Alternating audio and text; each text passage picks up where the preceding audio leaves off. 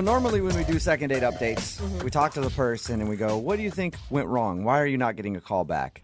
And they may be able to cite one instance, or a lot of times they're like, I don't know, I have no clue. Right. Well, the guy on the phone for a second date update today has multiple reasons why he thinks he's not getting a call back, so that should be fun. Let's start listing them, shall we? Mike, what's up? How are you? Hey, guys, how's it going? Good. It sounds like your first date was not the best.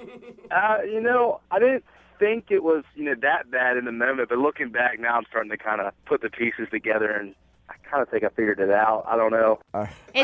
Is it something where you only have yourself to blame, or were they circumstances outside your control?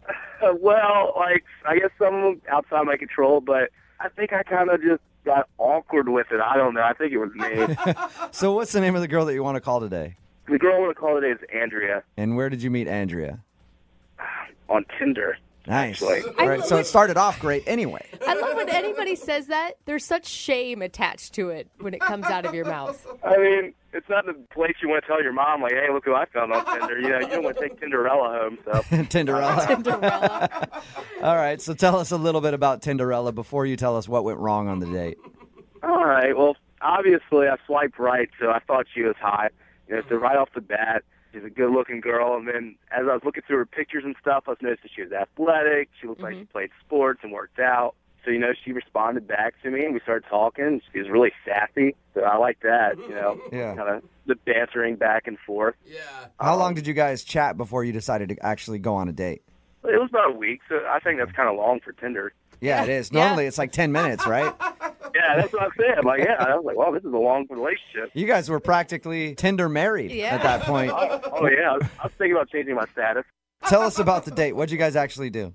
So on the date, we went to an oyster bar. And she actually, I thought it was nice. She said I could pick her up, which I thought, I was like, okay, all right, actually get to go to her place. So went to pick her up, and that's where I think I started losing control of the situation. Wait, you started losing control before the situation even barely began, is what it sounds like. Yeah.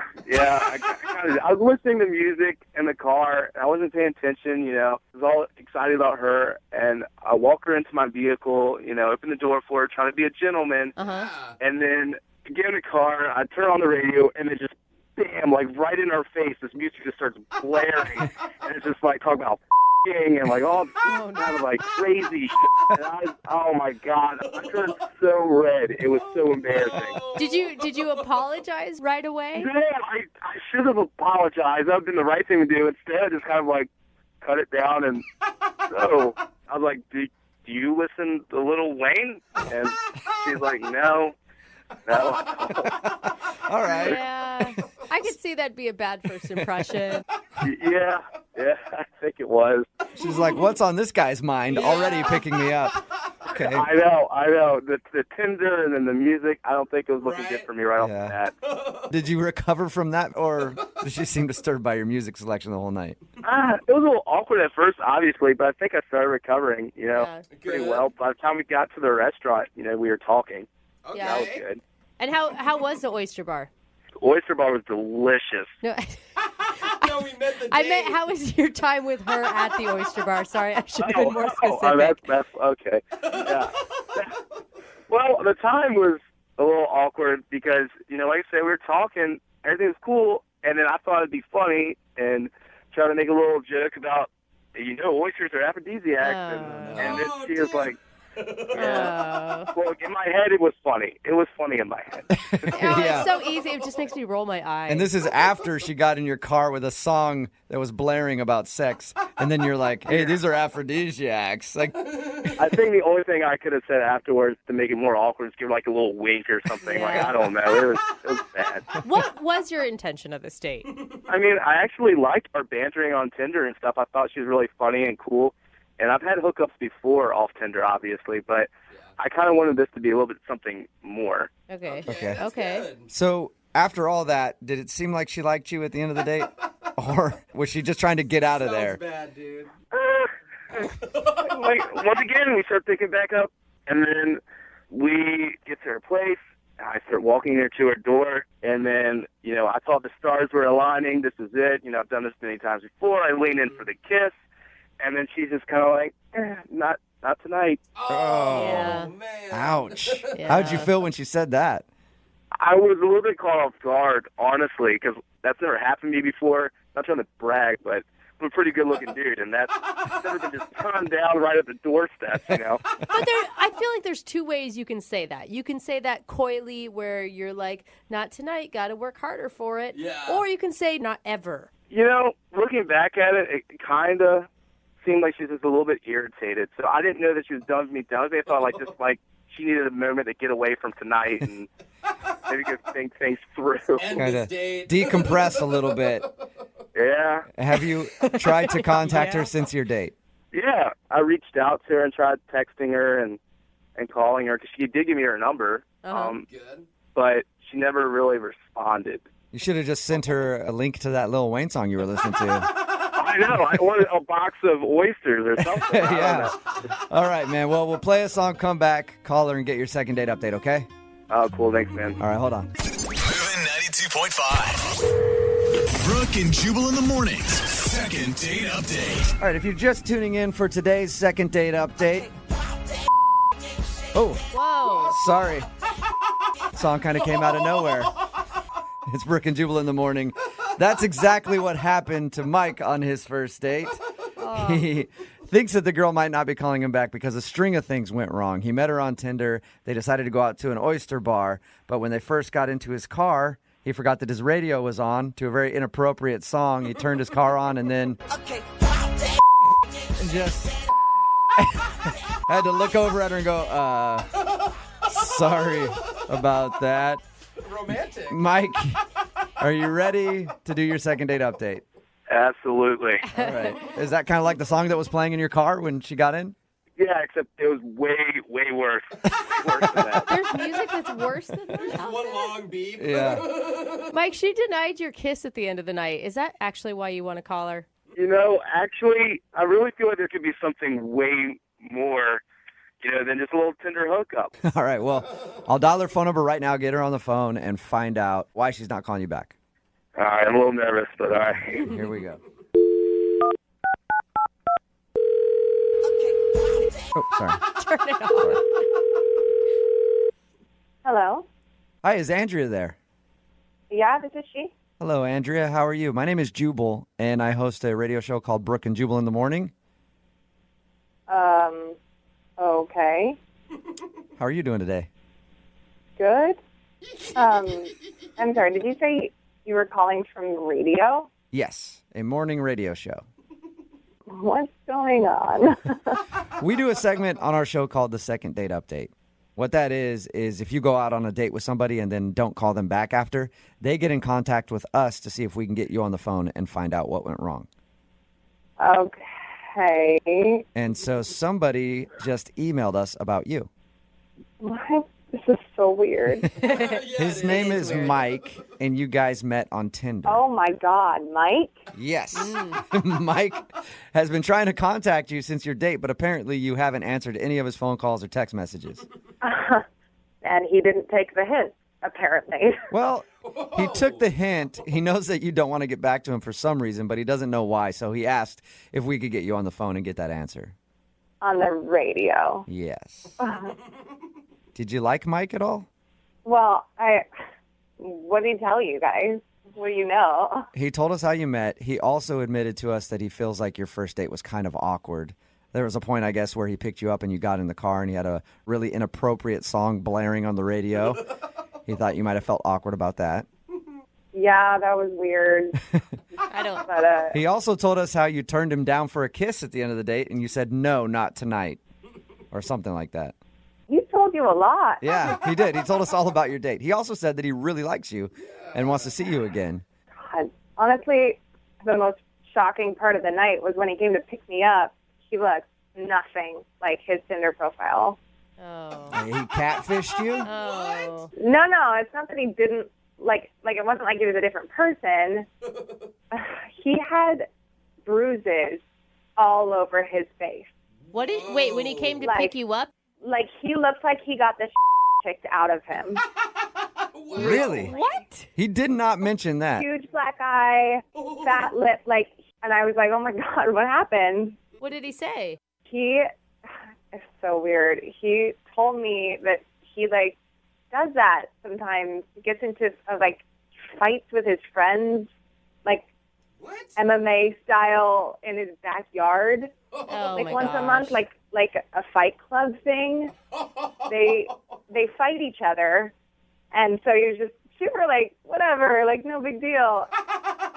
Nonchalant And fighting. so like just looks like that a lot of the time because he and his friends beat the shit out of each other. So he does like novice style MMA in his backyard. I guess.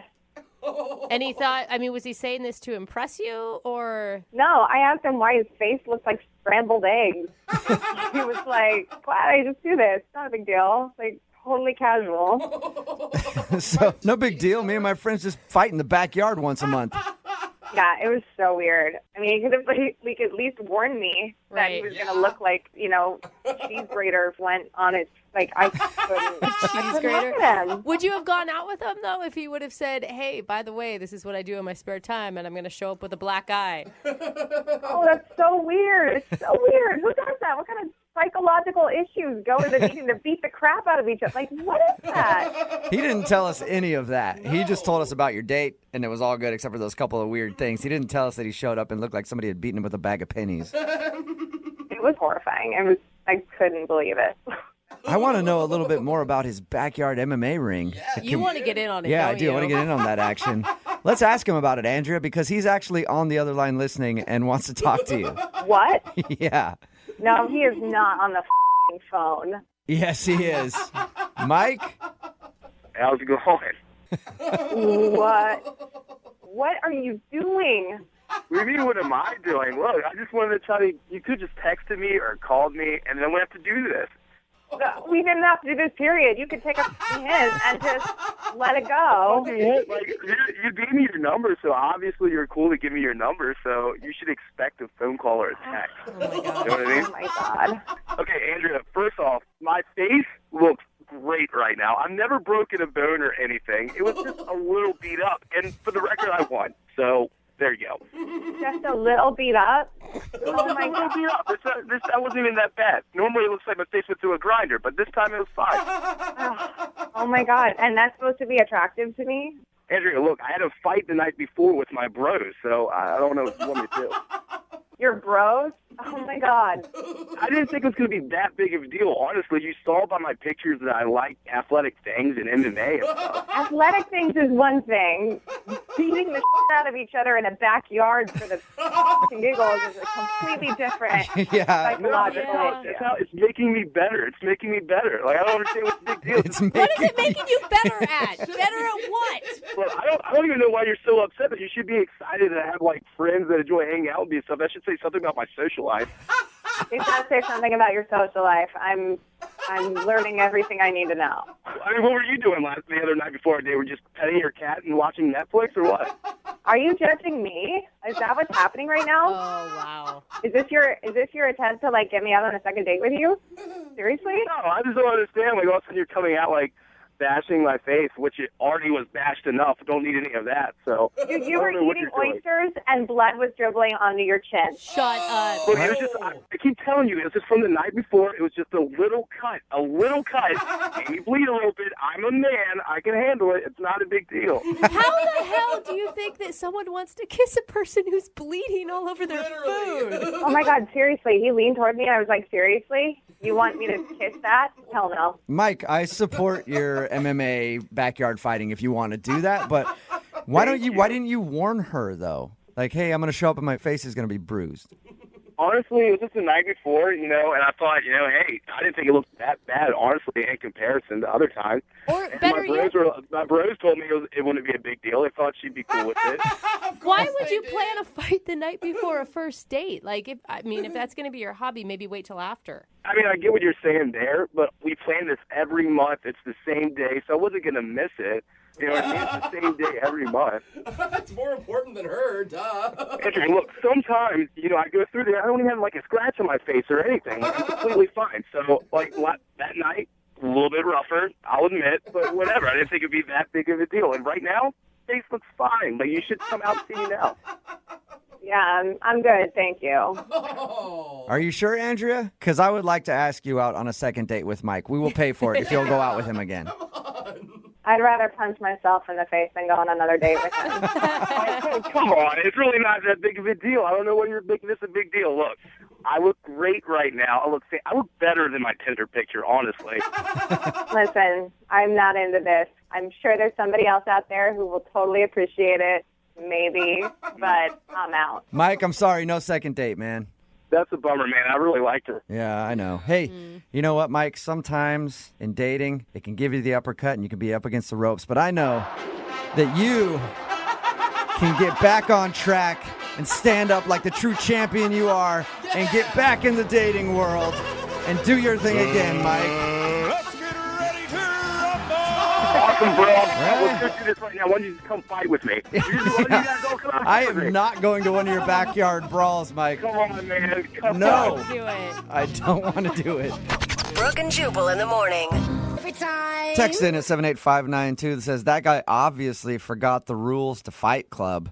If he followed those rules, maybe he might have a second date. First rule of Fight Club, don't talk about Fight Club. If you missed today's second date update, Mike wanted to call a girl named Andrea. She wasn't calling him back after they went out on a date. Why wasn't she calling back? Because when he showed up to go out with her, his face was pulverized. Yeah. And it turns out that he and his buddies do a backyard MMA fight once a month. And he lost. He lost badly this last round. And he was all beat up. And she didn't want to date a guy who has backyard MMA fights with his friends. Which, how can you blame her? I mean, I would. Who do you tell your friends that you're dating? Yeah. Like, hey, he's having a party. There may be some fist fighting in the backyard, I like but his- it's cool. I like his confidence, though. He's like, I wasn't planning on getting beat up. Yeah. The fight before, I was cool. Like, you just, last time I totally won. I just had a bad day. If you want a second date update, remember, all you have to do is email the show, and we will call the person who didn't call you back. Moving. Brooke and Jubal's second date update. Remember, if you want a second date update, all you have to do is email us, brookeandjubal at moving925.com. We will call the person that didn't call you back. And out of all the emails we get, some of them can't figure out why a person didn't call him back. Others know that the date didn't go so well. Kind of like Eric, who's on the phone with us right now. What's up, Eric? How are you? Pretty good. How are you guys? Yeah, you had a bad date, Eric. I did. What happened? So I met this great girl at a bar. Her name was Alana. And we talked for just a short period of time. But it seemed like there was a pretty good spark there. Okay. And we set up a coffee date a couple days later. Your email said that you can tell at the end of the coffee date that things weren't cool. What happened? Tell you the truth, I'm not really sure. I mean, it lasted about a half hour. That's it. And I'd say like halfway through, she just started behaving strangely or just seemed distant. What do you mean? Like she got up and sat at another table, or she wouldn't make eye contact with you, or she wasn't laughing at your lame jokes? Yeah, sort of more like the eye contact thing. She started giving short answers to my questions. It just seemed like she totally lost interest. My favorite part of his email is tell everybody else, because I've read your email. Tell everybody else how the date ended when she left. It didn't end with a hug or a kiss. It ended with a fist bump. A fist bump. Yeah. Yeah, you just my got God. friend-zoned pretty quickly. Big time. What did you say right before she turned into the fist bump girl? I don't know. What did you I do? really don't. I'm at a loss here. That's why I'm contacting you guys. Did she get any type of message on her phone or a phone call during your coffee date that might have upset her? That would upset her so much to make her give me a fist bump? I don't never know. heard I'm that. really at a loss here. Did you try to go in for a hug? Like, how'd that work? I guess I made I went in 30% for a hug and then Oh had God. a fist. She diving at Put her here, buddy. I'll see you later. Take care. It's a, Yeah. let me get this straight. After a fist bump, which is an obvious sign that the girl doesn't want to go out with you again, you still called her. I did, partly to see what was up, but also because I thought that there was something kind of there, Okay. Let me ask you this. Do you want a second date with her, or do you just want to know what happened? At this point, I'd really just like to know what happened, but, I certainly would have been interested in a second date. Okay. You did some serious damage in 15 minutes for the Yeah. conversation to turn, and then 15 minutes later end in a fist bump. I guess so. I don't know what I could have done. Well, I'm excited to find out. Yeah, me too. All right, hold on, okay? We're going to play a song, come right back, call her, and get your second date update, all right? Okay. All right, hold on, man. Brooke and Jubal in the mornings. Second date update. If you're just joining us for the second part of the second date update, we've got Eric on the phone. Eric met up with a girl named Alana for coffee after he met her at a bar. Coffee seemed to go okay for about 15, 20 minutes, and then she got very cold. Yeah. And then at the end of the date, Yeah. there was no hug, there was no kiss, there was a fist bump. Goodbye. So Not Eric knows you kind of screwed up, right, Eric? I don't know. Maybe I did, but I just kind of hope that this was just a big misunderstanding. What are you going to say to her? I mean, do you have something in your head already planned out? I just really can't wait to clear this up. I don't have anything planned. I want to hear what she has to say about it. You're such a dude. A girl would be like, oh my God, I'm going to say this and then this Yeah. and then this. I'm going to call her right now, get her on the phone, and see if we can get an answer, okay? Okay. All right, hold on.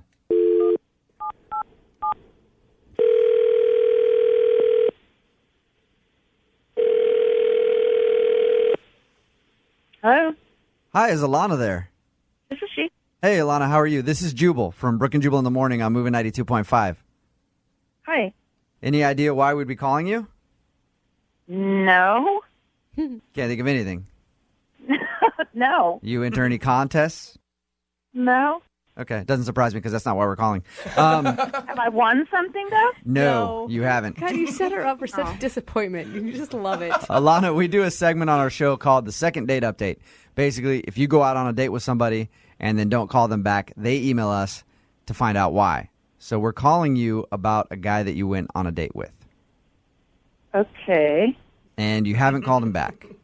Do you have any clue who would email us to call you to find out why?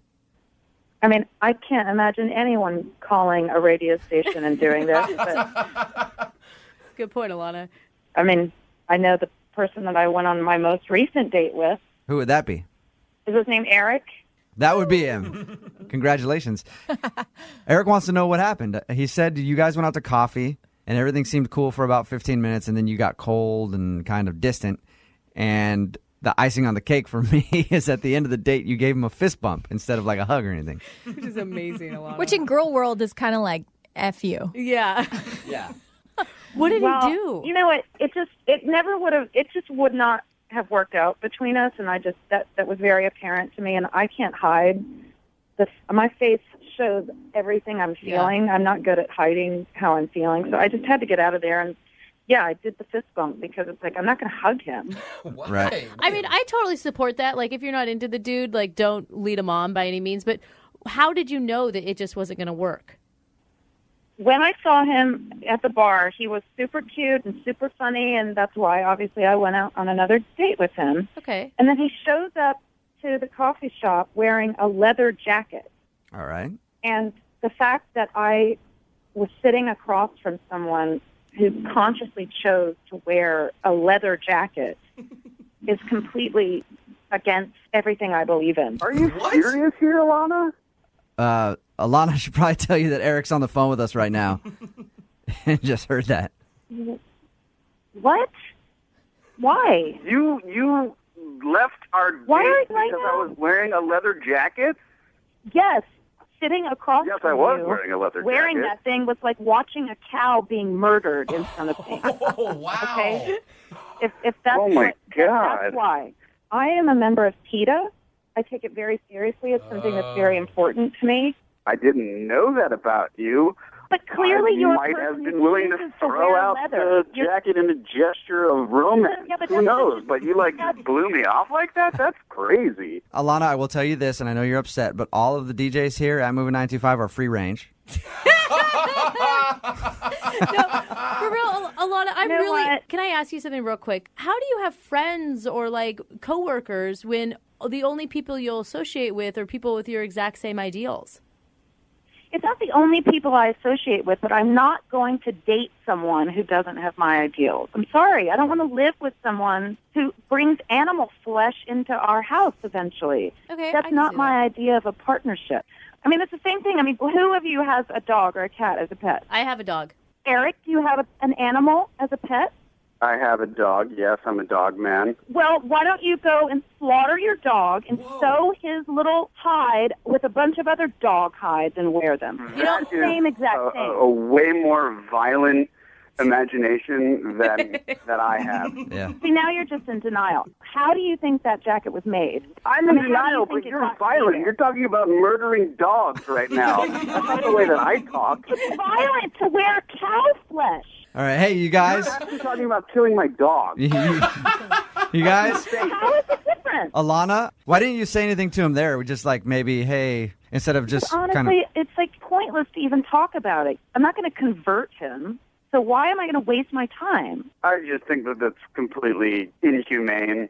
And for someone who has this great respect for animals, you seem to have very little respect for humanity. To not even give someone a chance to say, oh, Right. it's almost like racist or something. Like you're not Racist. someone of a different race. It's almost racist. It's- That's the dumbest thing I've ever heard in my life. Alana, Yeah, well, Alana, yeah, It's not like I'm showing up to your house and like picketing your existence. I just don't want to go out on a date with you. you're going to start picketing his house now, though, aren't you? After this. He's the one who's stalking me on the radio. Wow. I can see that you guys, I can see there's a lot of passion here. So that's why it's time for me to ask if you guys would like to go out on a second date. I'd love to send you two out again. The station will pay for you to go out if you go on a second date. Alana, are you interested in going out with Eric again? Oh, man. Eric, do you want to go out with me again?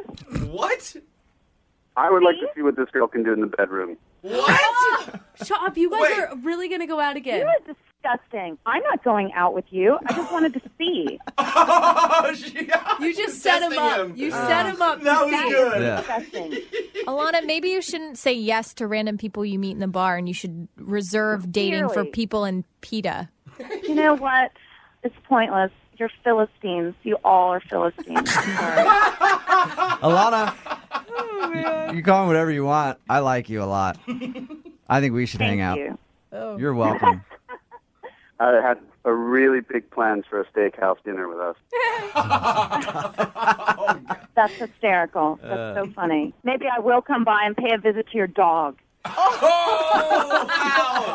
Alana, hey, Alana, Gosh. thank you for your time. I appreciate you doing the second date update, okay? Thank you for doing it with us. Thank you. Thank you very much.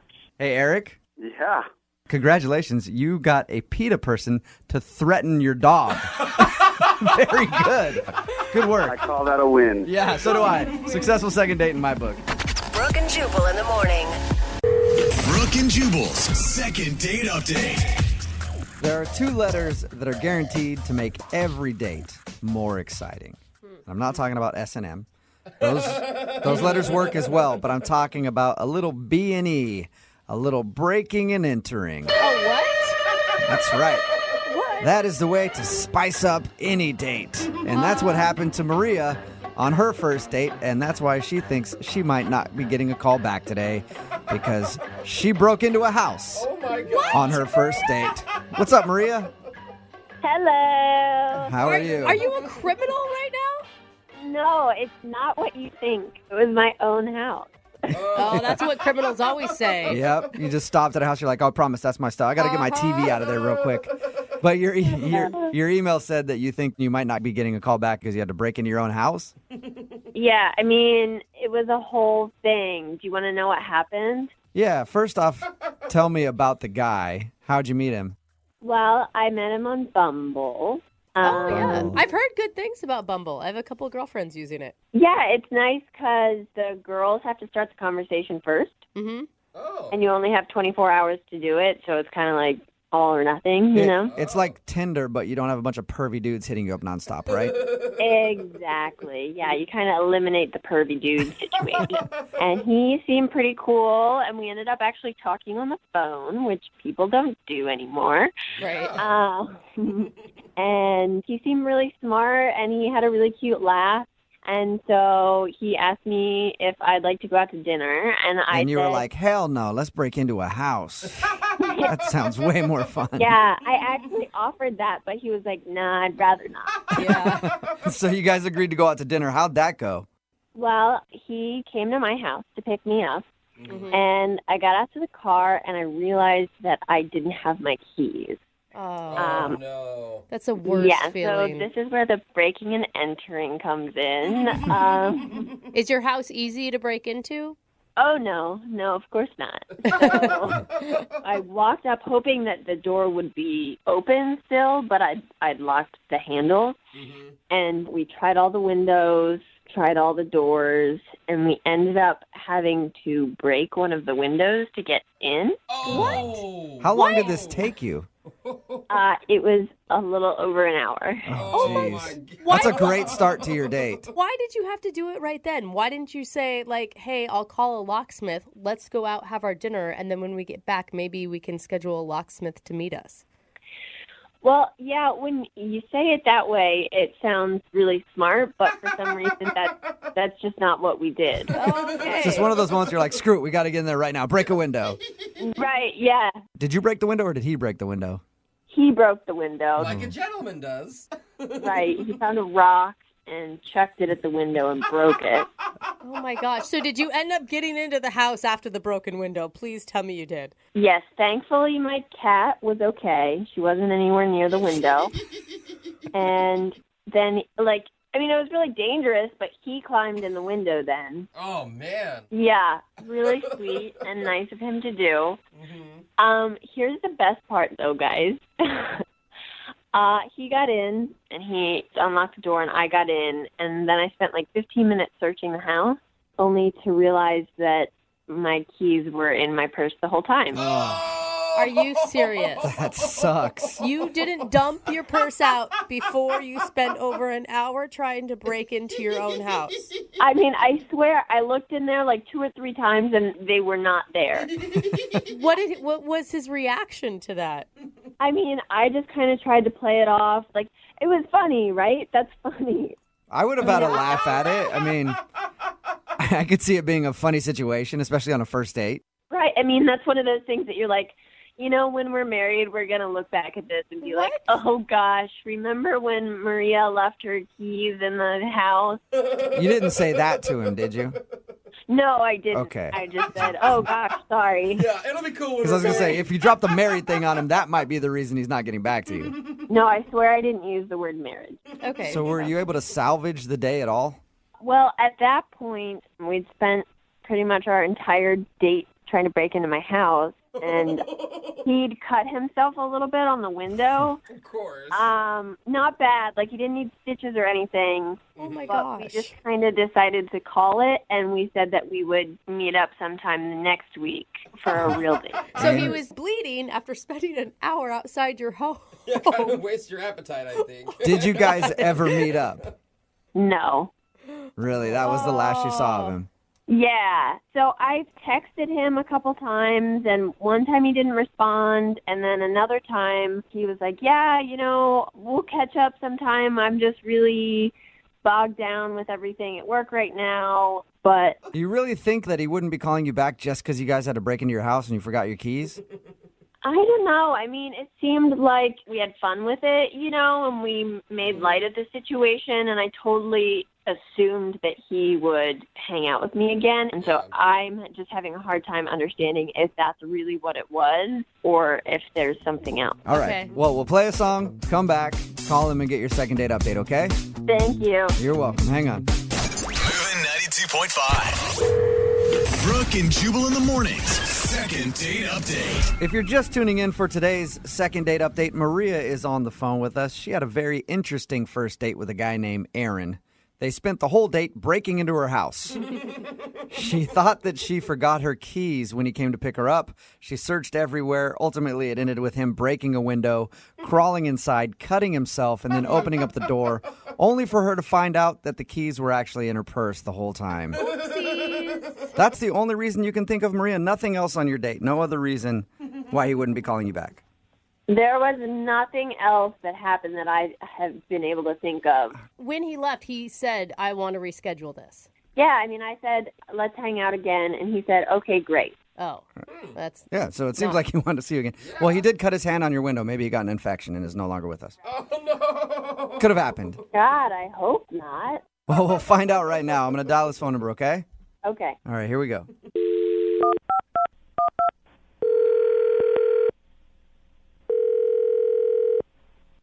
Hello. Hi, I'm looking for Aaron. Yeah, that's me. Who's this? Hey, what's up, Aaron? How are you? This is Jubal from Brooke and Jubal in the Morning. From who? Jubal from Brooke and Jubal in the Morning. It's a radio show. Oh, okay, yeah. So you've heard of the show? Yeah, I've heard of it. Okay. Have you ever heard of the segment we do called the Second Date Update? No, sorry. Oh, that's okay. You're going to get very familiar with it because you're a part of a Second Date Update now. What? It's a segment we do on our show where if you go out on a date with somebody and then end up not calling them back afterwards, they email us to see if we can get you on the phone and ask what went wrong. So a girl named Maria emailed us about you. Oh, okay. Oh, that's the excited voice, right? Yeah. She told us a little bit about your date. Didn't sound like much of a date, just breaking into her house basically when you came to pick her up. Oh my God. Yeah, that did happen. But she also said that you're not calling her back, and at the end of that experience, you guys had sort of made plans to go out again. Yeah. Yeah, it just doesn't seem like it's really a great fit. You know, like it seems like, I don't know, I don't want to be mean, but it just seems like it would be kind of hard to actually date her. Oh. Why is that? I don't know. It feels like we're on different levels, if that makes any sense. Is it because you had to break into her house because she forgot her keys that were actually in her purse? No, it's not that at all. That was actually pretty great. I don't get to break a lot of windows. That was really fun. Oh, so you did think that part, well, the only part really of your whole date, you had a good time with her. Yeah. If every girl wanted me to break into her house, I would totally be fine with that. That's a fun adventure. Yeah. Okay. Seems like an exciting time. I thought the blood would definitely be like, well, I cut myself and I'm leaving. Oh, it was super minor, and she had bandage. It was not a big deal. Okay. So then what's the reason that you're not calling her back? Why don't you feel like you're on the same level or whatever you said? Well, so while we were around, like, one of the sides of her house trying to find a window to get into, we were talking. We were trying to have, like, salvage a date out of this. Right. And this is the first time we've talked in person, so we were chatting, So and you're having like first date get to know me conversation over trying to jimmy a window open to get into a house. yeah, we're just making, like, small talk or whatever. So we're talking about TV shows that we're watching, and we both love Game of Thrones. Okay. Okay, a lot of people do. Which is my favorite show. I'm not going to spoil anything, but we were talking about it, and she said something that seemed kind of weird early on. She just said, it's weird that 1,000 years ago people had to worry about getting eaten by dragons. But she was joking, right? I mean, that was being That's silly. what I thought. So I laughed. I thought that was funny. And she heard me laughing, and she was like, what? Dragons are bad. Just like that. Just like that. Oh, my God. Okay, So still she thought funny, dragons were real. At this point, I don't know what she's thinking. Is this some sort of, is she messing with me? Is this like some test? Like, will you break a window? Do you think that I think dragons are real?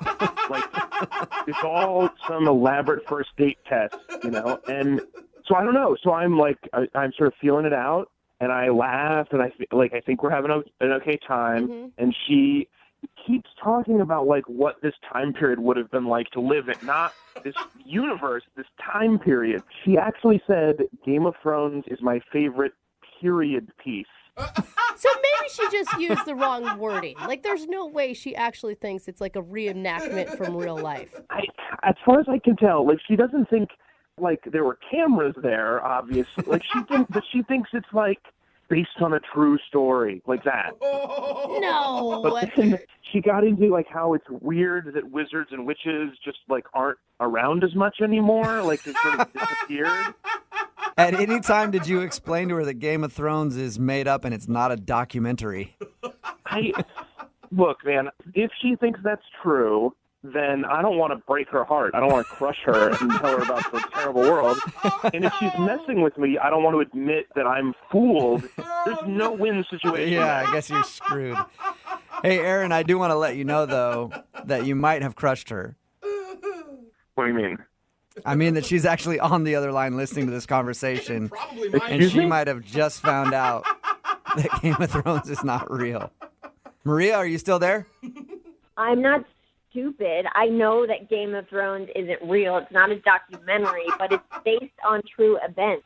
I mean, I hope you're messing with me. I hope that this is just a really good joke. No, it's like the Renaissance, like that stuff. What? It's like that show Vikings, like what are you trying to say, that Vikings aren't real? Vikings are real.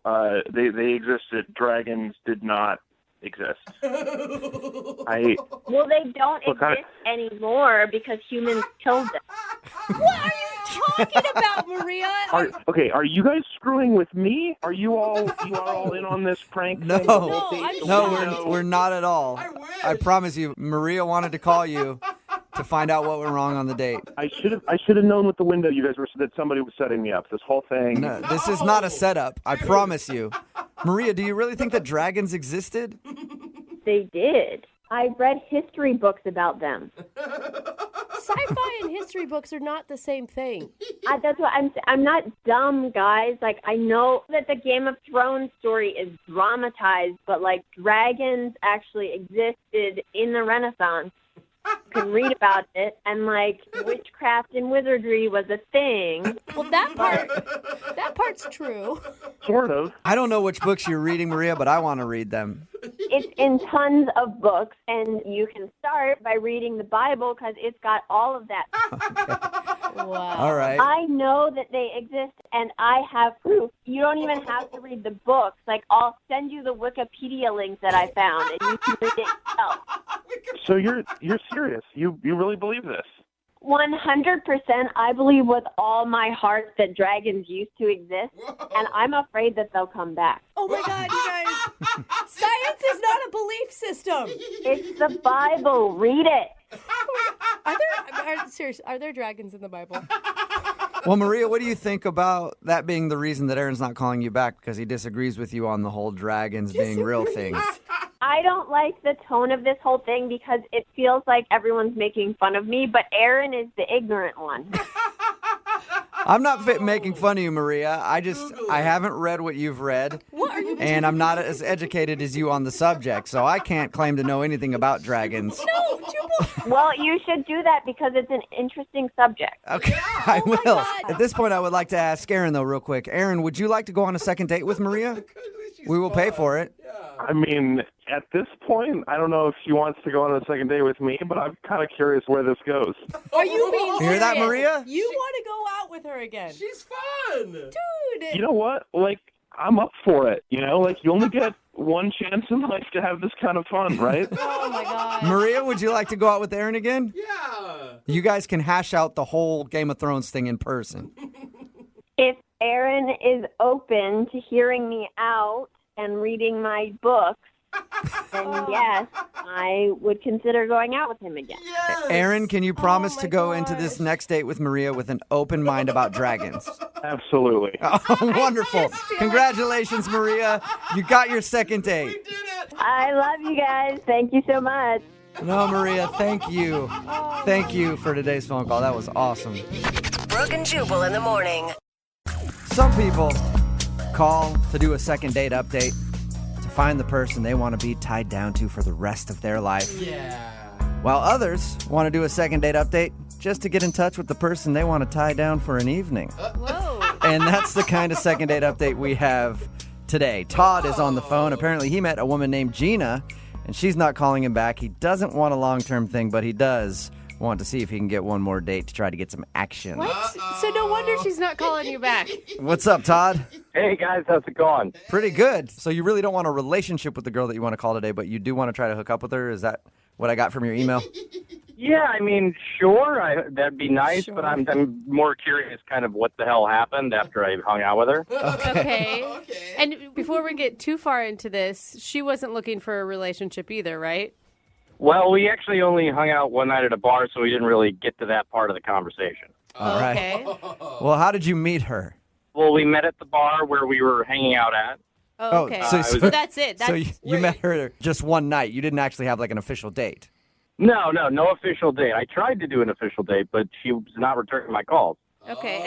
And did you approach her at the bar, or what happened there? No, actually, she initiated it. She started talking to me. I was just out with my friends, and she approached me while I was at the bar. Dude, Wow. I appreciate Nice. that. I love when women take the first step. That's rad.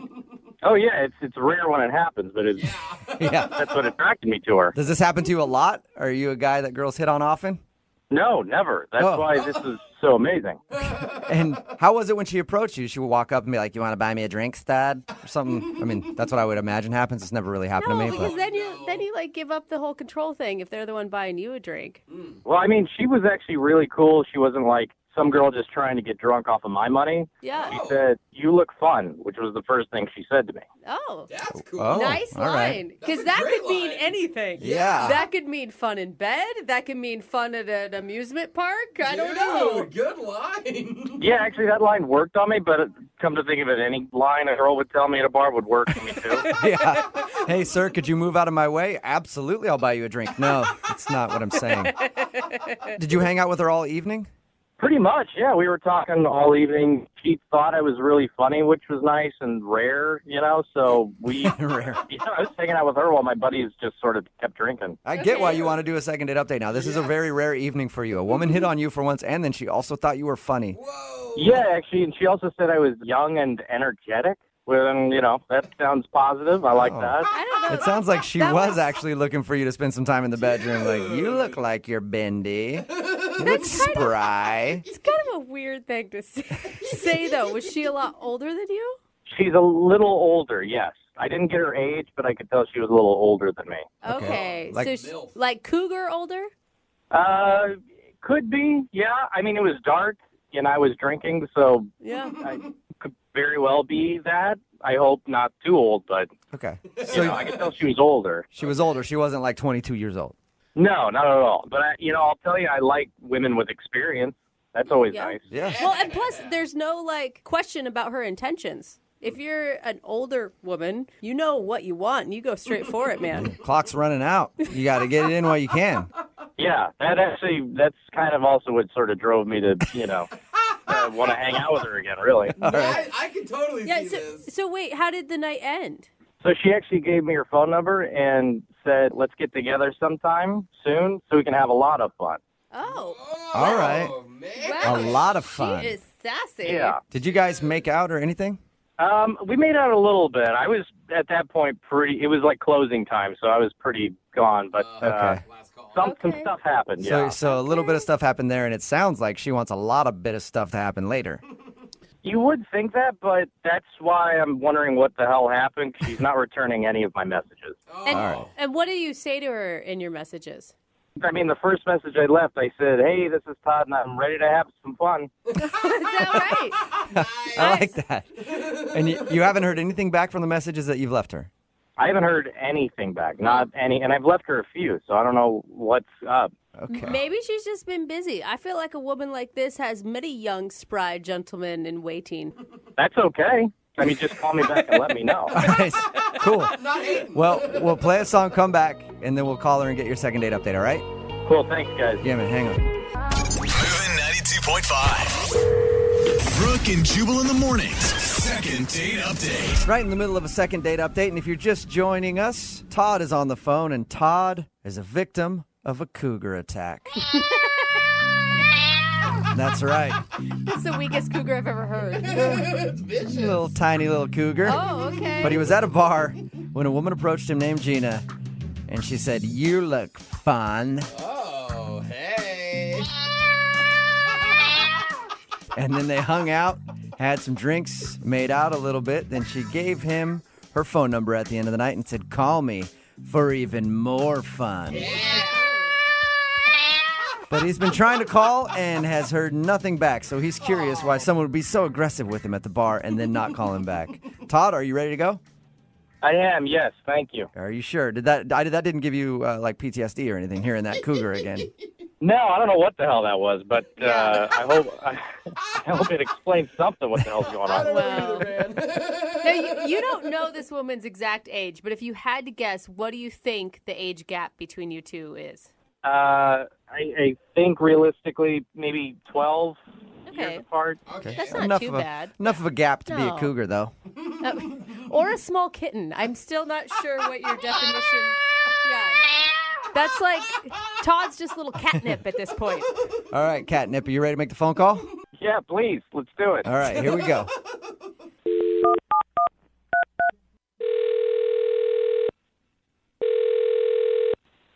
Hello? Hi, I was looking for Gina. She's not here at the moment. Can I take a message? Yeah. This is Jubal from Brooke and Jubal in the morning. Okay.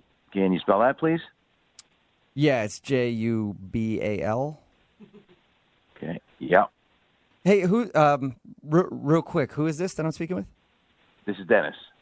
Dennis. And how do you know Gina? She's my wife.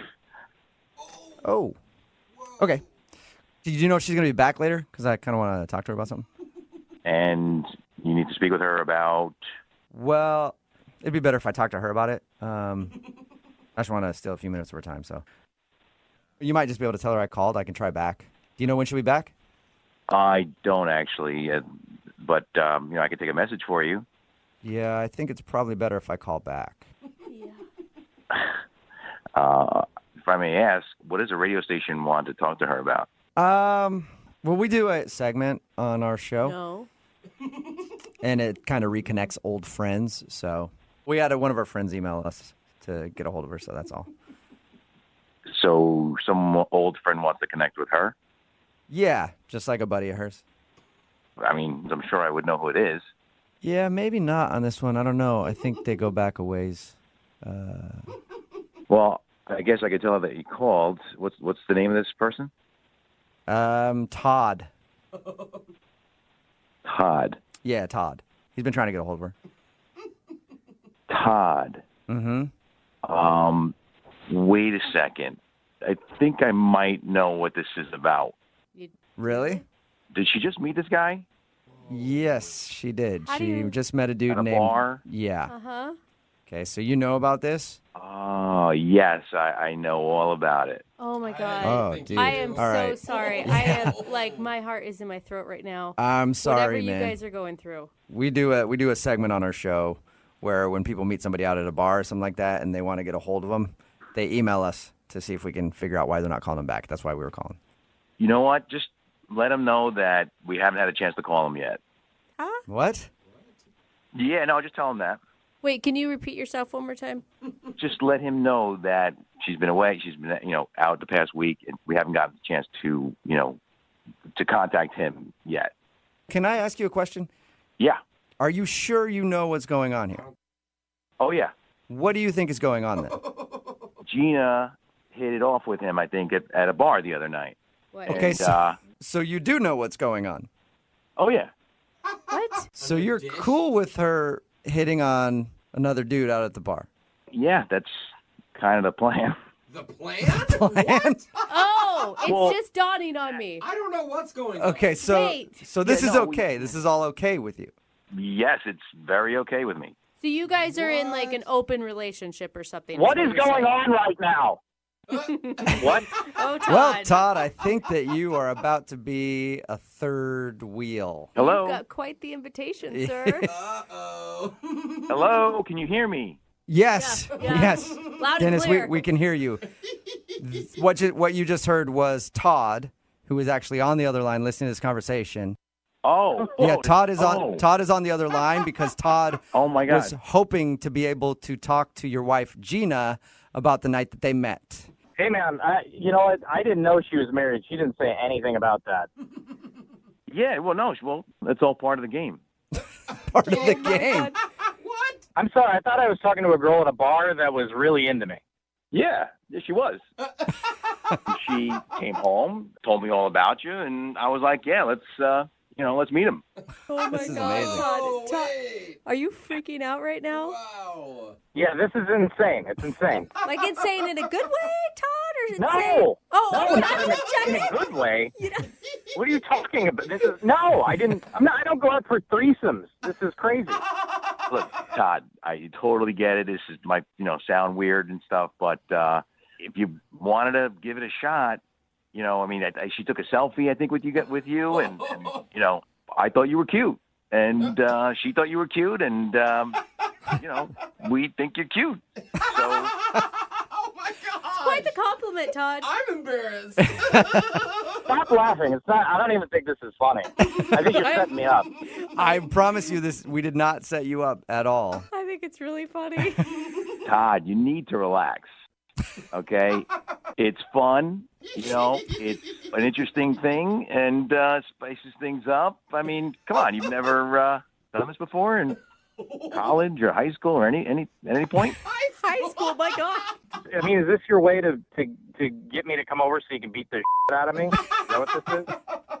Todd, it's the exact opposite, actually. Oh.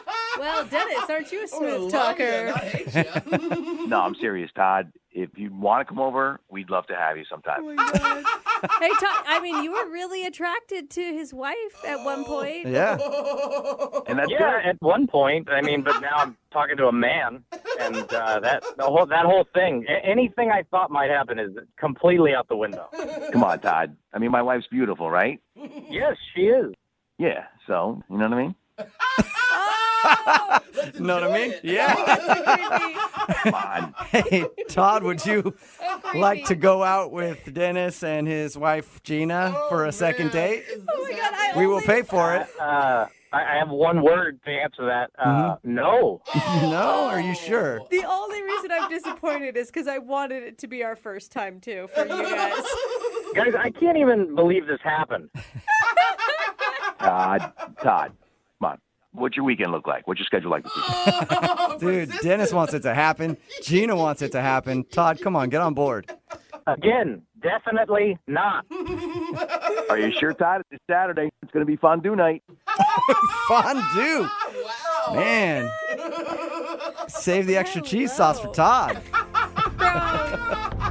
Brooke and Jubal in the morning. You guys are perverts. It's Brooke and Jubal in the morning talking about today's second date update. So many people texting in at 78592. Very interested in the dude from today's second date update. And I'm not talking about the dude that was trying to call a woman back to figure out why she wasn't getting in touch with him. I'm talking about the dude that was her husband that was down with the whole situation. A text in at 78592 says, what bar did he meet her at? I want to go to that bar. Another one that said, hey, can you give Dennis me and my wife's phone number? And then they texted a phone number with it. Hey, If you didn't hear today's second date update, this dude Todd wanted to call a woman named Gina. She was a little bit of a cougar, and he was very excited about going out with her when he met her at the bar. But she wasn't calling him back, so we dialed the phone number, and a guy answered. His name was Dennis. And my heart sunk. I thought we were giving him information that his wife was cheating on him. Yeah, it sounded like at first he was being like informed that his wife had met another guy at the bar, but he's like, oh yeah, I know about that. Yeah. Tell Todd we'll be in touch with him soon. We've been a little busy. And then once Todd came on the line, the guy was like, oh yeah, no, I saw your picture with my wife and we are very interested in hanging out with you. Together. Oh my God. And Saturday night is fondue night. Like, come on. Can you be more cliche about the whole situation? Seriously, if you're going to be a swinger, fine. Yeah. But fondue. Like, Yeah. let's break the stereotype. I mean, you got velvet sheets too. Is that what you're telling me? But there are a lot of people texting in at 78592. One woman texted in, oh, me and my husband used to do that. It's a lot of fun. Really? So wow. There's a lot of people really interested in meeting the couple from today's second date update. I'm sorry I can't connect you guys, but I'm sure you might know where you can find them. I can't believe how many people think that Todd overreacted. Yeah. I know. They're like, I was Todd, get the stick out of your bum. Everybody's like, I mean, Todd needs to loosen up and have fun. Do it, Todd. Everybody was wishing he would do it. Todd did decline the three-way. He wasn't interested. Oh, it could have been more than a three-way. I mean, if it's Saturday night fondue night, who knows? Yeah, who how knows many what was people going are on. invited over. Remember, if you want to do a second date update, all you have to do is email the show, and we will call the person or persons who aren't calling you back. Moving 92.5. Brooke and Jubal's second date update. The guy on the phone for a second date update today says he met the girl he wants to call at a charity auction. I think charity auctions are actually a great place to meet people because it's a room full of givers. And I like any function that's full of a bunch of givers and just one person receiving. So I think that's a great place to meet people. I'm down with that. What's up, Josh? How are you? Hey guys, how you doing? Yeah. Pretty good. Good. You So- give her? Yes, indeed. Indeed. Did you notice the girl that you ended up going on a date with when you're at the auction? Actually, no. So, charity auction, good for a good cause. I found a piece of art that I really liked, and I got into a bidding war with somebody over it, and eventually I won. Nice. That can be exciting. I know, it felt pretty good. And then when I went up to pay for it, this beautiful woman out of nowhere comes up to me and says that she was the one bidding for it that I beat. Oh, okay. And then you rubbed it in her face and left. Yes, that's exactly what I did. First, I was a little taken aback because she was very striking. And then she offered to buy the piece of art from me.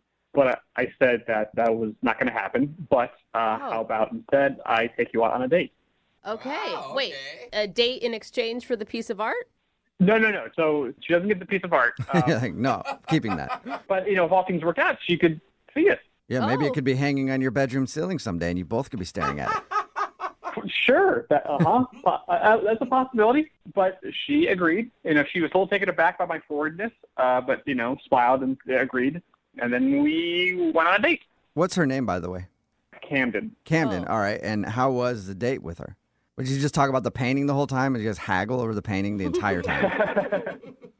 No, we did talk about the painting, but we talked about other art that we both really appreciated.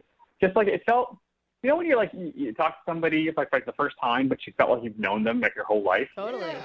That's what it felt like. That's an amazing feeling. Yeah, I haven't felt that often, and it was really nice and really enjoyable. And it sounds like you guys have a ton of common interests. I mean, obviously, you're both charity-driven people. You like the same style of art.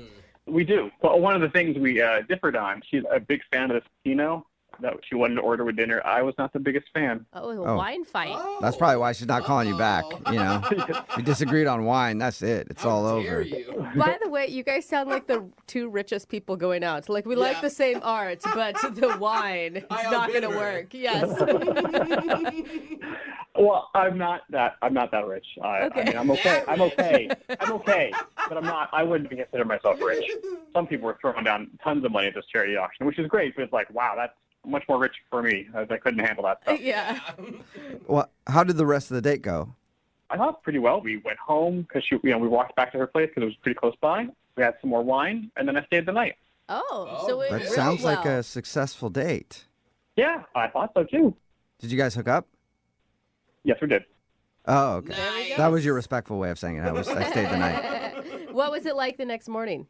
That's the thing. When we woke up, like her demeanor completely changed. She basically rushed me out of the house. She just kept going on like she was late for something. She had to go, which I understand. Like I've been late for things before. I kind of get freaked out and frantic and like, I gotta get there as soon as possible. But like all the friendliness and the warmth she had the night before, like just disappeared. Good. Like I wasn't trying to slow her down or anything like that. Like I got my stuff. I got out of there. Maybe she was just trying to sleep with you in hopes she would get that painting. And then you didn't give it to her, and now she's like, get out. That's not crazy. That was one of the things I thought of, but she doesn't seem like that shallow of a person. Did you do anything weird or that would have upset her in the night? I don't think so. You didn't like use her toothbrush or something? No. Okay. She had a guest toothbrush. It was very nice. But no, I didn't do anything creepy or weird or untoward. Maybe that's the problem. Maybe that's what she wanted. Do you think I should have done more weird stuff with her? Oh, yeah. Go as freaky as you want on date one. You know what I mean? Yeah, dude, all out kinky. Then you know. Oh my gosh. Like, you don't want to try stuff later on after you guys already have too many feelings involved. Don't listen to their advice. Yeah, no, I've never done that before, so Okay. I wouldn't even know how to push that envelope. Uh-huh. Have you guys really talked at all since you guys hooked up? I'm not really. No, I sent her 3 texts, kind of keeping it friendly and warm. Like had a good time, love to hang out again. But like she's only written back thanks. Ooh, that's cold. Yeah. Yikes. That's a Yeah. bad review probably for how things went that night. Not even a thank Yeah. you. Yeah. Wow. All right. Yeah. Well, play a song, then come back and call her and get your second date update, okay? Cool, thank you. All right, hang on. Moving 92.5. Brooke and Jubal in the mornings. Second date update. If you're just tuning in to today's second date update, Josh is on the phone and he wants to call a girl named Camden. They actually met at a charity art auction. They were bidding on the same painting. He ended up winning it, but that struck up a conversation and they went to dinner and actually ended up hooking up. but the next morning, she rushed him out of her place, and he hasn't been able to talk to her since. Hey, Josh? Yep. Have you seen that painting in the last couple days? Yes, I have. Are you sure? Because maybe the reason she's not calling you back is because she's actually an international art thief. And while you were making passionate love to her and you guys were both making eye contact, she was scanning your retinas so she could use it to get through the security at your place to steal your beloved painting. Yes, my front door, all the security I got. Yeah. Yeah, Good theory, huh? Good theory. you got a sophisticated security system around your house, don't you? You guys should probably know this. I bought the painting for $80. Okay. I didn't say she was like a high budget art thief. It's either art thief or you were just really bad in bed is more my guess. Yeah, for your sake, I hope it is art thief. All right. I'm going to dial her phone number right now and see if we can figure out why she's not calling you back, okay? Great, thank you. All right, here we go.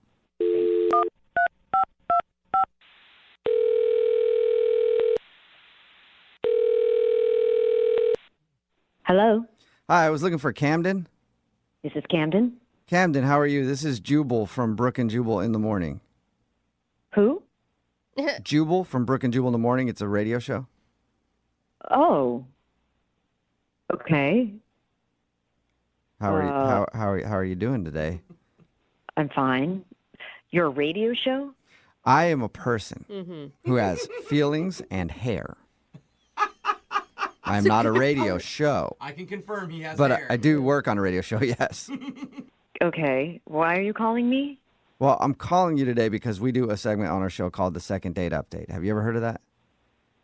No. Okay. Well, it's where if you go out on a date with somebody and then end up blowing them off after, they can email us to get you on the phone and find out why. And you recently met a dude named Josh at a charity auction.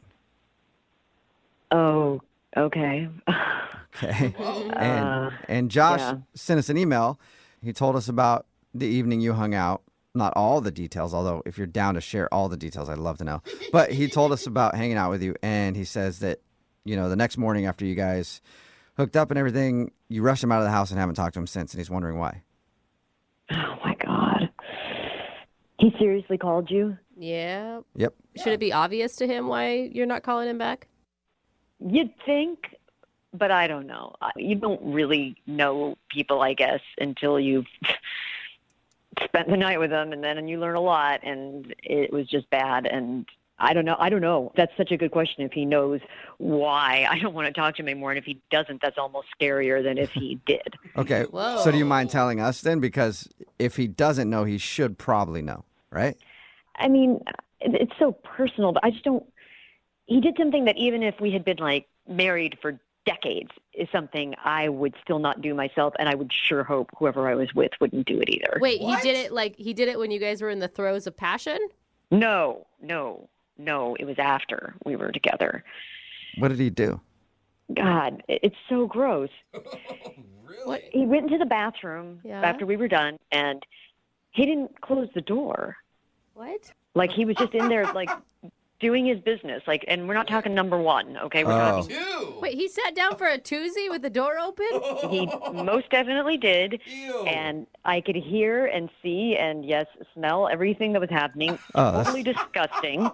I've just met this person, you know, and we were on, like, you know, a first date, first staying the night moment. Yeah. And he immediately reverts to this behavior. So just absolutely the most unromantic, gross thing. And then it got worse because he did not wash his hands afterwards. And I know. Oh, Did you tell him to get back into that bathroom? Go back to that sink right now. You just wiped. I was shocked. And I know he didn't wash his hands because I was just like, from my bed, I can see my bathroom. Oh, that's disgusting. That might be worse than the I'm gonna actual tell you, act. you don't even do that when you're married, okay? We keep the door shut during that business. I would hope not. And then he wanted to cuddle with me. Like, he wanted to touch me with his bacteria-laden hands. Get away, poop fingers. Is that when you rushed him out of the house?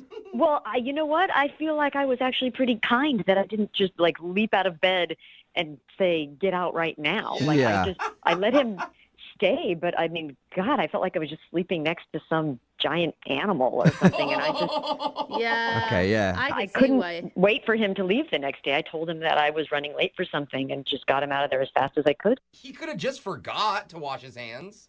You know, I have been drunk and remembered to Yeah. wash my hands. Like, this is a habit. Yeah, the and either way, I smells. mean, the hand washing aside, too, to do that with the door open when you guys just met. I know some couples out there are like, we're so close, we do it on each other. That's how close we are. But for a lot of people, that's one thing you should hide from each other, you know? Close the door when you go to the bathroom. Little privacy. I mean, it's not like he's a horrible human being or something. I mean, it's just, I don't know how Thank you, Camden. possibly- I appreciate you telling me I'm not a horrible person. After all that, I kind of feel like it. Oh. Wow. Who is this? Oh, Camden, that's Josh. Hi. He's on the other line listening and wants to talk to you. I'm an animal? Are you kidding me? He's been on the phone this whole time? Yeah, he has. Apparently, he couldn't wait until we brought him into the conversation either. But this, Oh, my God. don't feel bad. This is stuff that he needs to learn about, Camden. Oh, my Not God. that big of a deal. Whoa. It's completely It's not a big- natural. It's what? Everyone goes to the bathroom. We're intimate with each other. Josh, I didn't say That's you as couldn't go to the intimate as it bathroom. gets. I don't need to witness it. And the whole, what's with the not washing your hands? My hands weren't dirty. What? What? Did you not wipe? No, I wipe. I mean, I know how to wipe myself Oh, and not my get God. my hands dirty while doing it. There's a Oh, barrier okay. there. Josh, I Oh. thought for sure you were going to come on this phone and apologize profusely and say, oh my God, I forgot, or oh my God, I realized once I was already halfway through it that I hadn't shut the door and I didn't know what to do. Like, Okay, no, I do apologize if Camden, you felt, kind of bombarded by that and were disgusted by that. I am sorry that you felt that way. That was the way I was raised. My family, we all, everyone poo-poos. And we would just poo-poo with the door open. It was never a big deal. Did you just did say it naturally? poo-poo? Yeah. Did you just call it poo-poo? Yeah, everybody poo-poos. I kind of like it now. Like, I don't know, Josh, the way you put it and you put in those words, I'm like, yeah, it's not a big deal. Yeah, it's just a poo-poo. it sounds like the title of one of my toddler's potty training books. Yeah. But let me ask you this. Does your toddler wash his hands after he goes potty? Absolutely. Okay, forget the hand washing thing. That's something that can change, sure. But like Camden, I wouldn't have a problem watching you poo-poo. Why do you keep saying it like that, Josh? That is never going to happen, okay? Not only because I wouldn't, but because I don't think we're going to see each other again. Oh, no. Seriously? Because of a little poo-poo, you don't want to feed me again?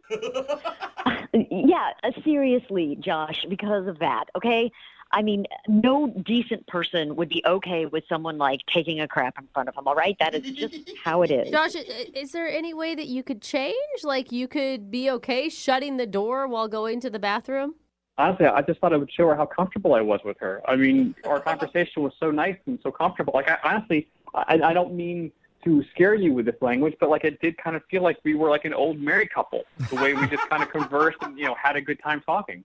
Well, I think you fast-forwarded the relationship pretty far, and let's just fast-forward it to when maybe one of us is dead and, like, we're not together anymore. Camden, you literally can't come back from this. I mean, you really liked this guy all the way up until that moment. Like, what if he promises to never do it again and to always shut the door in your presence? Because I kind of am worried about what else is going to come out of this. You know what I'm saying? Like that he really is just like, look, this is just how it is. This is how my family is. Like, what other things do they do? Do they, like, drink off the milk carton right out of the fridge? Like, I mean, what other habits are going to unfold in this scenario? And that he's going to just be like, what? That's how it is. That's what people do. Well, I don't drink out of the milk carton. I use glass. I put glasses on top of the dishwasher, plates on the bottom. That's industry standard. And you can close the door while you go to the bathroom. You should add that to your list. Absolutely. If you give me another chance, I will close the door when I go to the bathroom. All right. Camden, would you like to go on a second date with Josh? We will pay for it. Come on. I'm actually He promises to close the door. God, You guys could go over all of your, like, boundary stuff on the next date. Oh, that sounds fun. Yeah, that sounds like an awesome date. Just discussing what you will and won't have in your life. Yeah. I gotta say, I feel like we've already been through a therapy session. This to me, It just might have been too much too soon. I think it killed all potential romance. Yeah. I mean, I guess you can't really unsee or unhear what happened. You're absolutely right. And this is, for me, Josh, you're not a terrible guy. I don't think that. I kind of feel like maybe find someone else who's got the same kind of relaxed standards around those things as you do, and you'll be happier. Well, I'm really sorry to hear that, but you're probably right. sorry, Josh, no second date for you, but thank you both for your time. Appreciate it. Thank you. And before we let you go, Josh, can you just tell me what you call it one more time? You mean the poo-poo? Yes, the poo-poo. Thank you. Brooke and Jubal in the morning. Brooke and Jubal's second date update. When you go out on a first date with somebody, you never know if there's somebody else with you on that date. What? There could be somebody watching the entire time. Wait, someone that's not actually on the date with you? Or they could technically kind of be on the date. I don't get it. Now that you're thoroughly confused, let's talk to Taryn, who was on a date that she wasn't really invited to. What? Still don't get it. It'll make sense. Taryn, what's up? How are you? Hey, I'm good. How are you? Good. Oh my God, Taryn, you just sound like a stalker right now. Really? No, it's not like that. Yeah, that's what all stalkers say. This might actually be the first time we're doing a second date update like this, Taryn. I'll go ahead and let you tell the story. So I'm a waitress at an Italian restaurant, and I was serving a guy who was on a date with someone else. He is really, really nice. He was very sweet and like cool, calm, collected. And she was like a wannabe Kardashian. She was really rude. She was rude to me. She was snobby to him and everyone else around. And I'm kind of interested in him. Oh my God. See? So Wait, you kind of hold were up. on the date. Like, you never think about that, but your server is actually on your date, too. They're experiencing some things with you. True. Honestly, I felt bad for him because he was being very nice to her while she would just go on and on about herself. Anytime I came by or even walked by, she was talking about herself, talking about how amazing she is, talking about the men that she has, like, messaging her and texting her, and That it is sounded messed like up. she's trying to make him jealous. She even at one point said to him, she's like, I almost didn't go out with you. Like, I wasn't sure if you were good enough for me. Whoa, she actually said that? She said that? Come on. I'm serious. And What was his yeah, reaction? could you see his reaction? He just kind of chuckled, and he was like, he's like, I hope you're having a good time. And she's like, oh, yeah, I totally am. And God, this must Really? be one of the best things about being a waitress is being able to eavesdrop on everybody's dates.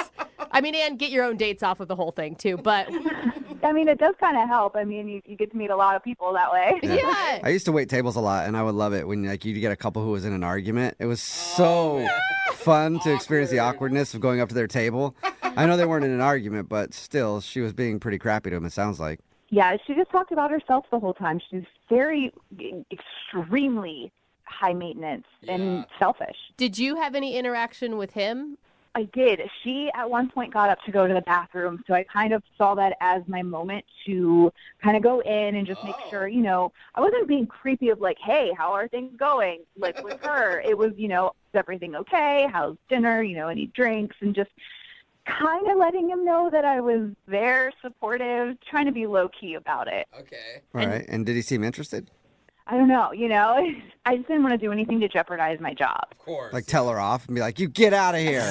You stupid. Yeah. Exactly. He is a sweet man, and you're being an a-hole. That'd be so amazing. That would be awesome, I told my actually. manager. Oh my God. Yeah. I just told my manager you have to leave. How did you get his phone number? Well, his number was in the reservations book. Okay, now Oh, wait, I'm wait going to a stop minute. you because now you're the one that's being a little sketchy. Well, no, I'm not asking him to go out. I just want to know if he's even interested. Do you think he'll even remember you? Well, that's where I'm kind of hoping you guys can help me out to see if he does. Yeah. We'll probably have to jog his memory with the actual date he was on. So other than a wannabe Kardashian, how could I describe her when we call him? She was short, for sure. Okay. She had long blonde hair, but it wasn't all real. She obviously had extensions. Okay. The color didn't match perfectly, but it was blonde. All right. she had like a really tight green dress, but it didn't fit the restaurant. It was kind of tacky. It was a little trashy looking. Okay. Like, So I'm going to say, hey, do you remember going out with a chick with really bad extensions and a tacky green dress at an Italian restaurant? He might remember that, actually. I think it's a better description. Did he say anything to you when he left? Like, you guys flirt at all? I'm not really sure. Like, I thanked them. I told them to have a great night, and he was like, thank you. You too. Thanks so much. So it was, he made eye contact with me. Not everyone does that, so. Okay. Okay. So maybe he's into you. I know that this isn't the traditional way of doing things, but I figure give it a shot. Why not? Okay, cool. Well, we'll play a song and then come back and call him and see if we can get you a date in sort of a second date update. Okay, thanks. All right, we'll do it next. Hang on. Moving 92.5. Brooke and Jubal in the mornings. Second date update. We're right in the middle of a second date update, and if you're just joining us, today's second date update is a little different. Taryn is on the phone, and she wants to call a dude. I don't do we even know his... Hey, Taryn, do we even know his name? Yeah, it's Steve. It was in the book. Okay, Steve. So his name's Steve. Taryn was actually the waitress when Steve was on a date with another girl, and Taryn witnessed the other girl being kind of terrible to Steve. So after they left, she actually got his number from the reservation book and wants to call him and ask him out herself. So it's sort of a second date update since she was kind of on their date because she was the waitress, but not really. So this is going to be an interesting phone call for Steve. Now, what do you want us to say if he's totally creeped out that his waitress stole his number from the reservations book? I feel like he's cool enough to just go with it and kind of feel it out and see where it goes. Yeah, you think that, but you don't know him. It's like, where's your manager? You didn't really have any conversations together. Well, I guess if it doesn't go well, then I can just lie and say he forgot something at the restaurant or something. Sure. Okay. Yeah. Produce an umbrella out of somewhere. We'll see if we can figure out a lie for you if it doesn't work, but I'm going to call him right now, okay? Okay. All right, here we go.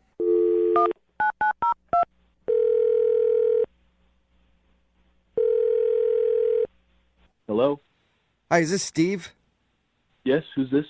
Steve, what's up, man? How are you? This is Jubal from the radio show Brooke and Jubal in the Morning. Okay. Have you ever heard of it before? Yeah.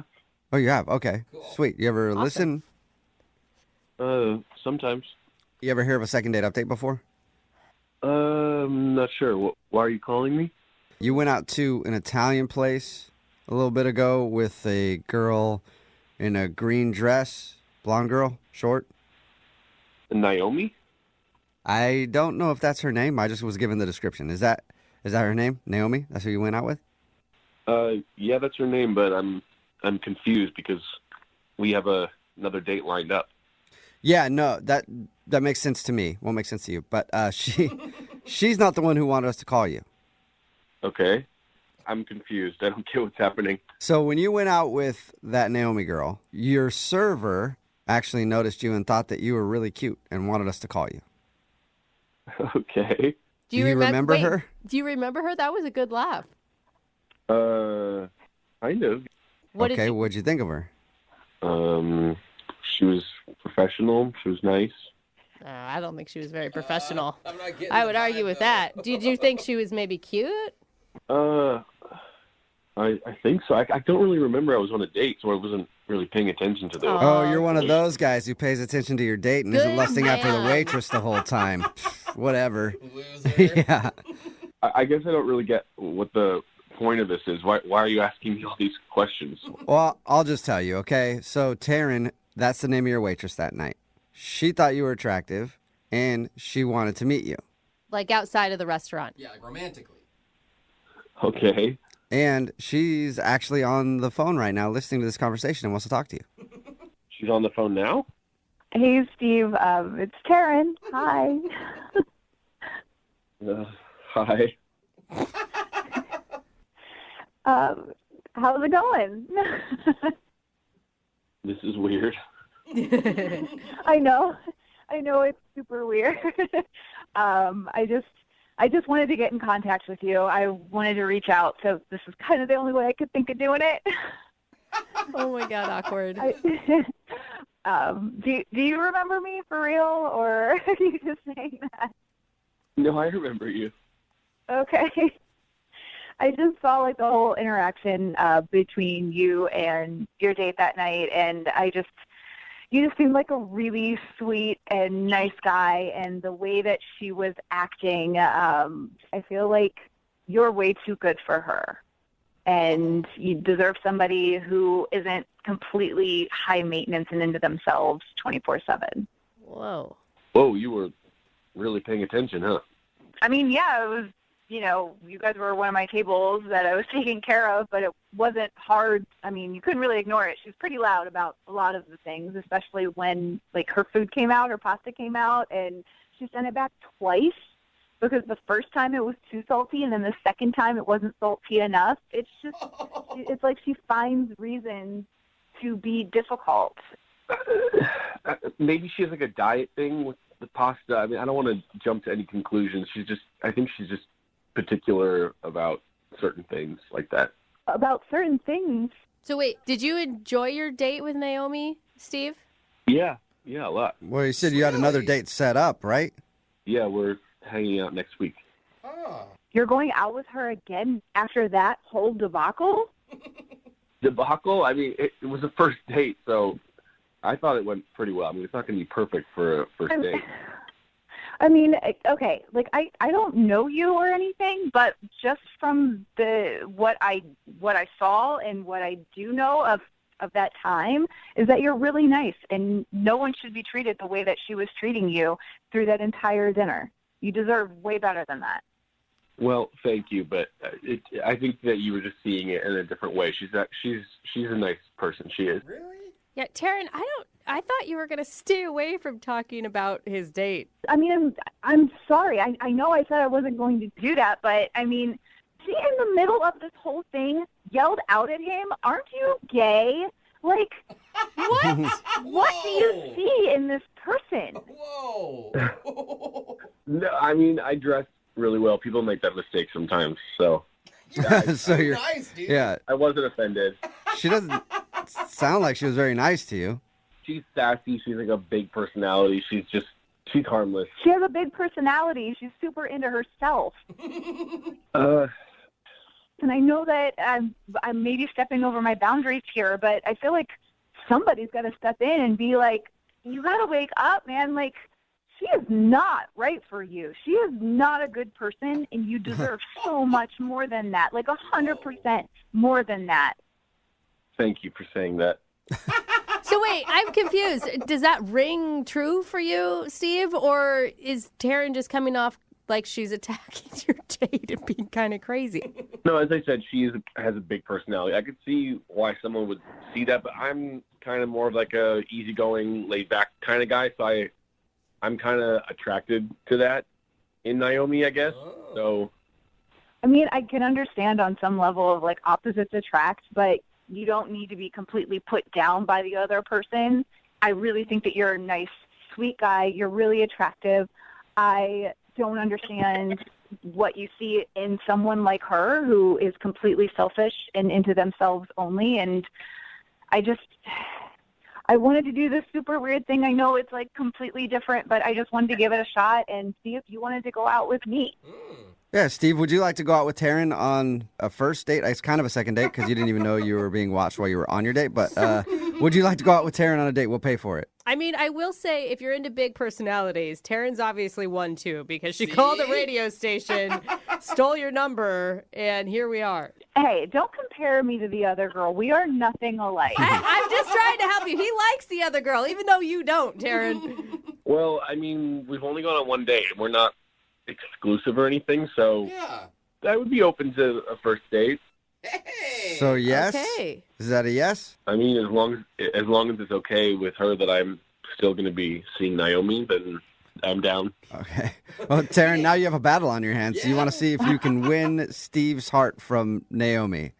How about we leave it at you go out on your date with her, and if you do so happen to change your mind, I'll leave my phone number with the station here, and you can call them and get my number. Okay. Wow. Okay. So, Steve, if you go out with, the girl you were originally on a date with, Naomi, if you go out with her and she's a which is what Taryn says, then you can call us and we'll give you Taryn's number and you can go out with Taryn. Okay. Steve, you know what? Go out with her. one more time because I think that's all it's going to take for you to open your eyes and realize that she is not right for you. Oh, okay. Confident. All right. Wow. All right. You are fiery, aren't you? Yeah. Now all of a sudden my you're God. interested, Steve. Hello, Well, Taryn. Yeah. we'll have Taryn's number Goodbye, here if you want to Naomi. call us, all right? Okay, I'll see how this goes, I guess. Okay, I'll be waiting for that phone call of you telling me, I told you so. Brooke and Jubal in the morning. That was a second date update from a while ago, and every once in a while we get second date updates that are so popular that we have to check back in and see what happened. And right now, Taryn and Steve are actually on the phone because we were able to get an update from them. What's up, guys? How are you? Hey. Hey, good. How are you? Good. Oh, God. So, Taryn, you're pregnant? Is that the update? No. Oh, okay. No. It didn't go that direction. It Oh, okay. went a little differently. All right. Yeah, this was one of the more popular second date updates that we've had. And a lot of people have been wondering if Steve did reach out to us to get your number. And unless I'm wrong, I don't think we actually heard from him. So what's going on? Well, so there was something I didn't quite think about when I wanted to do this second date update. I didn't think about the fact that Naomi may actually hear this on the radio. Oh, my gosh. I never thought about that either. what? The girl that he was going out with and the girl he was out with the night that you met him when you were waiting on his table. Yeah, Naomi heard. So she heard it. Oh, Shut man, up. Steve, did she just yell at you for like weeks after that? Yeah, I had no idea that she heard it. This is all totally news to me. I had no idea. Wait, Oh, you're wow. just finding that out now? No, I found out a little bit later. I'm going to let Taryn explain this one because she lived it. I just heard about it. Lived it. Okay, confused. what did you live, Taryn? So Naomi actually came to my work and confronted me. Shut up. Yeah, I mean, it makes sense. She kind of knows where I work. So, And by the way, I had no idea that she heard it, and I had no idea that she was going to go and do that. So Oh, wow. it's kind of crazy, yeah. So what did she do? So she came in and basically she wanted to talk. Okay. So we sat down in like a closed section of the restaurant and she just kind of said how she's kind of upset. She kind of felt like I was stealing her guy. Like hearing Yeah. that on the radio was a little embarrassing for her. Right, and you kind of trash talked Yeah. her when you were on the show with us. I mean, you Was she as horrible then as you saw her on the date? You called her a terrible person. To be honest, I was a little embarrassed because I didn't think that she would A, hear it, and B, confront me at work. So heard her out. We kind of talked through it. And, I mean, we started laughing, and it was like we're both on the same page of, you know, okay, this is kind of funny, weird circumstance. And we're kind of really close friends now. Oh. That's awesome. hilarious. I love that. Okay, so you guys are homies. Is she dating Steve? Or is anybody dating Steve? Yeah, what's up with you, Steve? You know, after Naomi and I kind of stopped talking and she basically dumped me, I asked Taryn out, but she gave me the no. So Oh, really? Just at that point, Naomi and I had become really good friends, and it's kind of girl code that you just don't date a guy that your girlfriend dated. So You got pushed down. So you actually lost your date, and then now Taryn and Naomi are kind of dating, sort of. I mean, you're friends now. the really wild thing is that I had no idea. So I was on Instagram and I saw a picture of the two of them like on like a friend date, and I'm like, what the heck are those two doing? That's funny. Wow. it turned out we had a lot in common. So you like each Wow. other. Okay. So you and Yeah. Naomi BFFs, and Congrats. Steve, you're still single. Yeah, I have a few, things on the back burner. Yeah, you're still single, in other words. Yeah, friend zone. Yeah, you've been friend zoned by them. Do you guys still talk, all three of you, or? No, we're not. We don't really talk, any of us. I mean, those two talk. I'm not me. No, yeah. Yeah, but I would be down to hang with the girls for a little reunion if you girls are. Oh, triple date. I don't. I think that's a no. Sorry, Steve. Now you've been dumped 3 times. Brooke and Jubal's second date update. A rec sports league is a good way to meet people. I know that I've met people that way before. Anytime I've been in one, I always meet people because I played dodgeball a while back, and it was just like, anybody who hits me gets me. Yeah.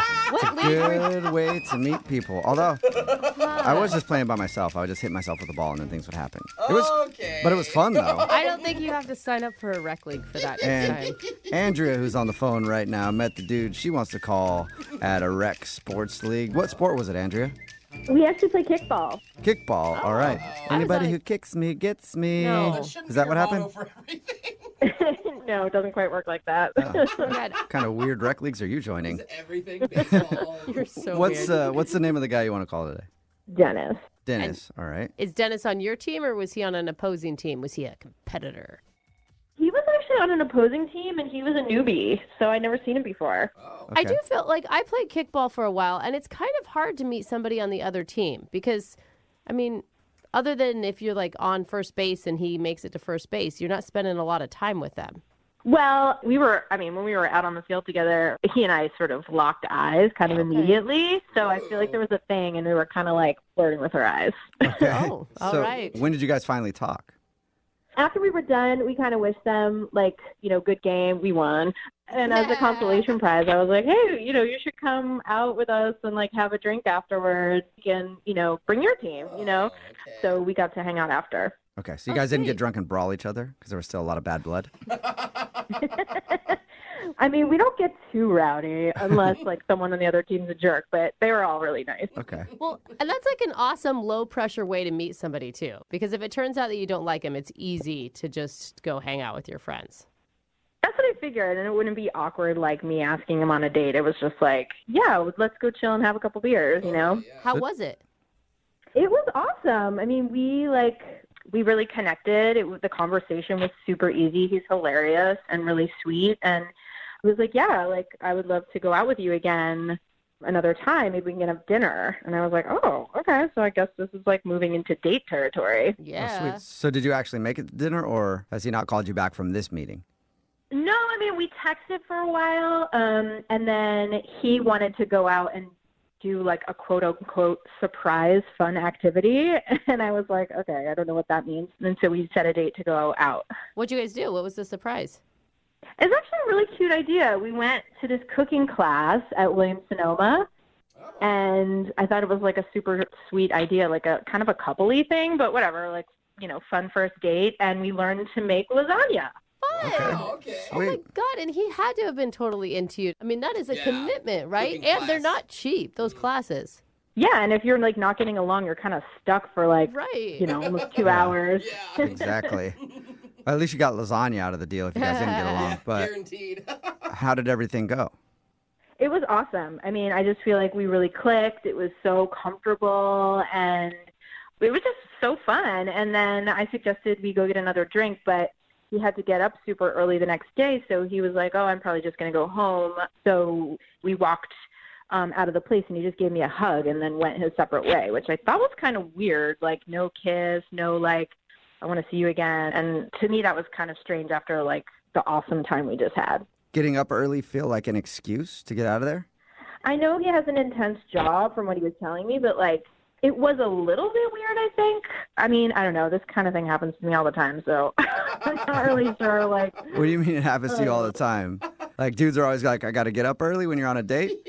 Did you? well, I just feel like I have these really awesome first dates, and I'm like into the guy, and then he just kind of wants to hook up, or like I just never hear from him again. And I don't really get it because I think that's really common, though. Well, yeah, I mean, not to brag, but like I think I'm a catch. Like I'm cute and I have a good job and I'm not a psycho, I don't think. And That's probably the problem. Most psychos don't think they're psychos. So I mean, I feel like if you ask my friends, they'd be like, "No, you're super grounded and down to earth." And I'm like in my mid-20s and ready to settle down and take things seriously. And I don't know, like if I'm doing something weird or if I'm just picking the wrong guys. Can you think of a moment that there was any like lowlights of the date? I don't know if I said something or if like he just got tired. And I texted him the next morning and was like, "Hey, I had an awesome time. Like, I would love to do that again sometime soon." And he was like, "Yeah, me too." But then nothing ever happened. Like he stopped texting and he never asked me out. So It's been like a week. Okay. A week. Wow. All right. Well, we'll play a song and then come back and call him and get your second date update, okay? Okay, awesome. Thank All right. you. Moving 92.5. Brooke Brooke and Jubal in the mornings. Second date update. Hi, and welcome back to today's second date update. Today we're going to be cooking up some love. Oh. We're going to teach you how to do that. First, you take 1 part Andrea, and then mix in 1 part Dennis. And keep mixing for about an hour, and then strain out the Dennis. And all you're left with is Andrea. Oh, okay, still Well, that delicious, wasn't but... love that we cooked up. That was a disappointment souffle. I'm sorry about that. Oh, no. Because Andrea is on the phone right now, and she wants to call a dude named Dennis. They went out to a cooking class. She said they had a great time. At the end of the evening, he said he was tired and had to get up early for work, so he left, gave her a hug, and they texted one time, and he said he'd like to go out again. But other than that, she has not heard from him at all in over a week. So we're going to figure out if he does actually want to see her again or if he's blowing her off. All right, Andrea, you ready to go? I'm super ready. I thought this guy might have some long-term potential, and I don't get it. So I want to get some answers. I don't get it for you either. I'm hoping, like, best case scenario, he dropped his phone in the toilet and just hasn't been able to call you. Yeah, I mean, that would be pretty dumb, but it's possible. Whatever it might be, I just want to know. Okay. Well, here we go. I'm going to dial his phone number.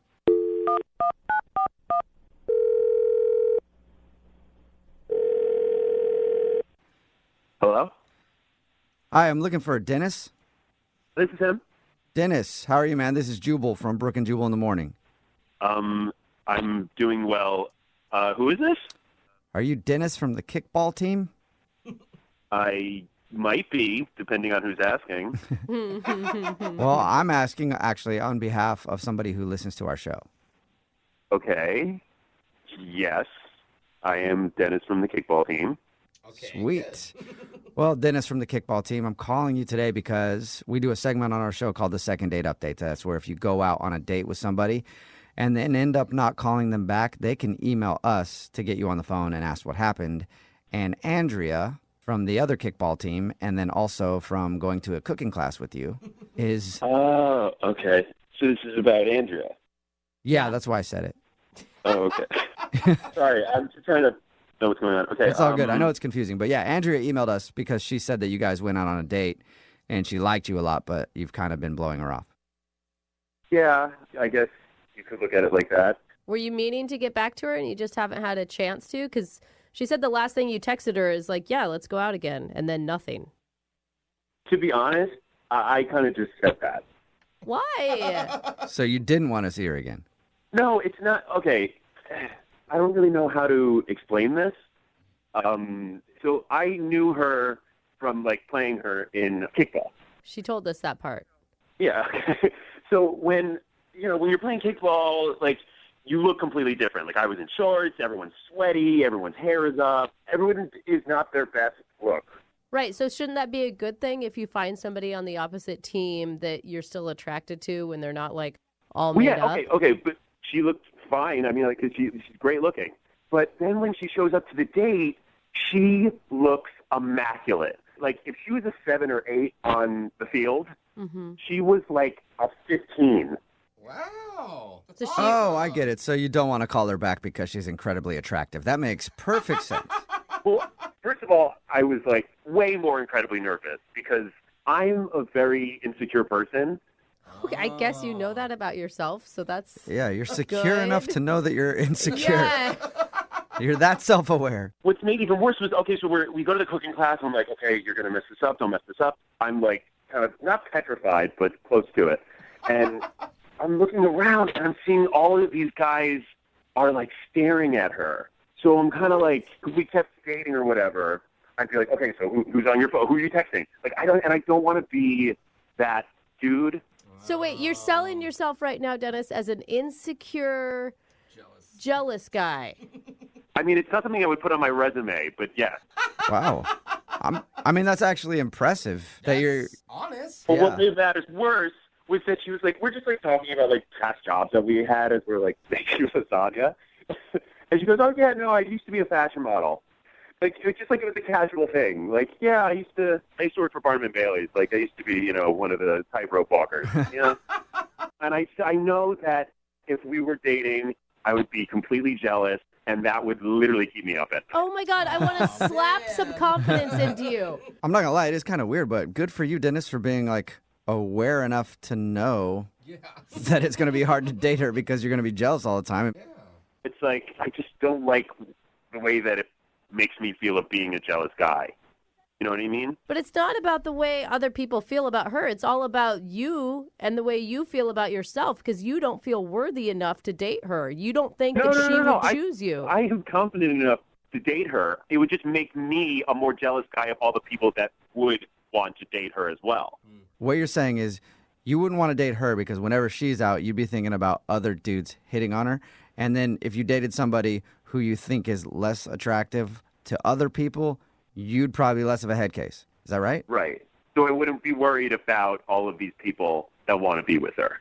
So you try to look for someone who you think nobody would want to hit on in order to be happy in a relationship. That's what you need. That would be great. That would actually work out for me. I mean, I can respect the honesty. I mean, you're not getting into a relationship with someone and then you're going to be jealous and then you're going to ruin both your time and her time. I mean, nobody wants to be with a jealous person. I'm sure Andrea doesn't. Actually, you know what, Dennis? Let's ask Andrea because she's actually on the other line listening to this conversation. So, wait, what? Yeah, she's on the phone. So it'd be good to get her to weigh in on this. You there, Andrea? Yes, I am. Hello there, Dennis. Hi, Andrea. You should have told me that you were there before. Okay. I've never heard anything like this before. Like, what? Well, I don't know if... Dude, can anybody I mean, I don't know whether to laugh at you or feel bad for you or feel disgusted by you. Like, I think I feel all three things in one. I'm with you on that one. Well, so you feel all of those things because I was honest? Okay, Completely honest. you are what's wrong with guys. You put so much value on looks, and why are you like a little boy who is scared to have an attractive girlfriend? Like, you should be proud. No, I'm not. And if you can't be, sorry, Dennis. Let me finish talking. At least let me say two things before you dominate the conversation. You can't be confident and jealous at the same time. Okay, that's true. That's not possible. Okay, are you finished? Yes. Thanks for asking. You're so welcome. I'm glad this has been such a lovely discourse between me and you. No, you're telling me that you don't get hit on a lot? What's the problem with that? It's not like I'm going to go sleep with every guy. I'm not a dude. If I like you, I'm going to date you. I thought your self-deprecating humor was kind of charming, and now I'm realizing like I seriously just dodged a bullet. You're kind of pathetic, dude. I mean, well, I'm the pathetic one who called into a radio station because they couldn't get. Man, this is good. I don't even want to interrupt this. You guys are good at arguing with each other. Now the woman that's too hot is pathetic? Honestly, though, like, it's so sad that guys just can't tell you the truth up front. I have to go call Why does it have to be a difference between guys and girls? Give me a break. I'm not the one who called and was like, I want another day with this person. I'm really glad that this all happened because you saved me from a giant, horrible, disgusting mistake. Well, hold on, Andrea. You don't know yet. Andrea, you don't know yet for sure. Dennis, would you like to go on a second date with Andrea? We'll pay for it. Why not? She was very attractive. I'm kidding. No, I would not want to. Shocker. Wow. You know what? I would take a date with somebody else, though, a good guy who has some confidence and isn't scared to date a powerful woman. That's what I would like. Okay. You're the one who called the radio station. You don't get to be like, well, yeah, you really saved me. That's cool. Yeah, okay. Just do that and shut up. What? You just told me to shut up? Yes, I did. I just told you to shut up. Tell me more about the You just want a woman you can dominate and control, and you are terrifying. You're like a sociopath. Hey, both you guys. Wow. Normally when we do these things, like someone on the phone usually is like, "Are we done now?" And I have to ask both of you because now both of you guys are in control. Are we done? Can we finish this thing? Yeah, I have nothing more to say. Okay. Yeah, I think it's pretty clear, like, the problem with the situation, and it is clearly Dennis. Okay. I think that means we're done. You guys can text each other after this. Yeah, you guys can figure it out. I don't know.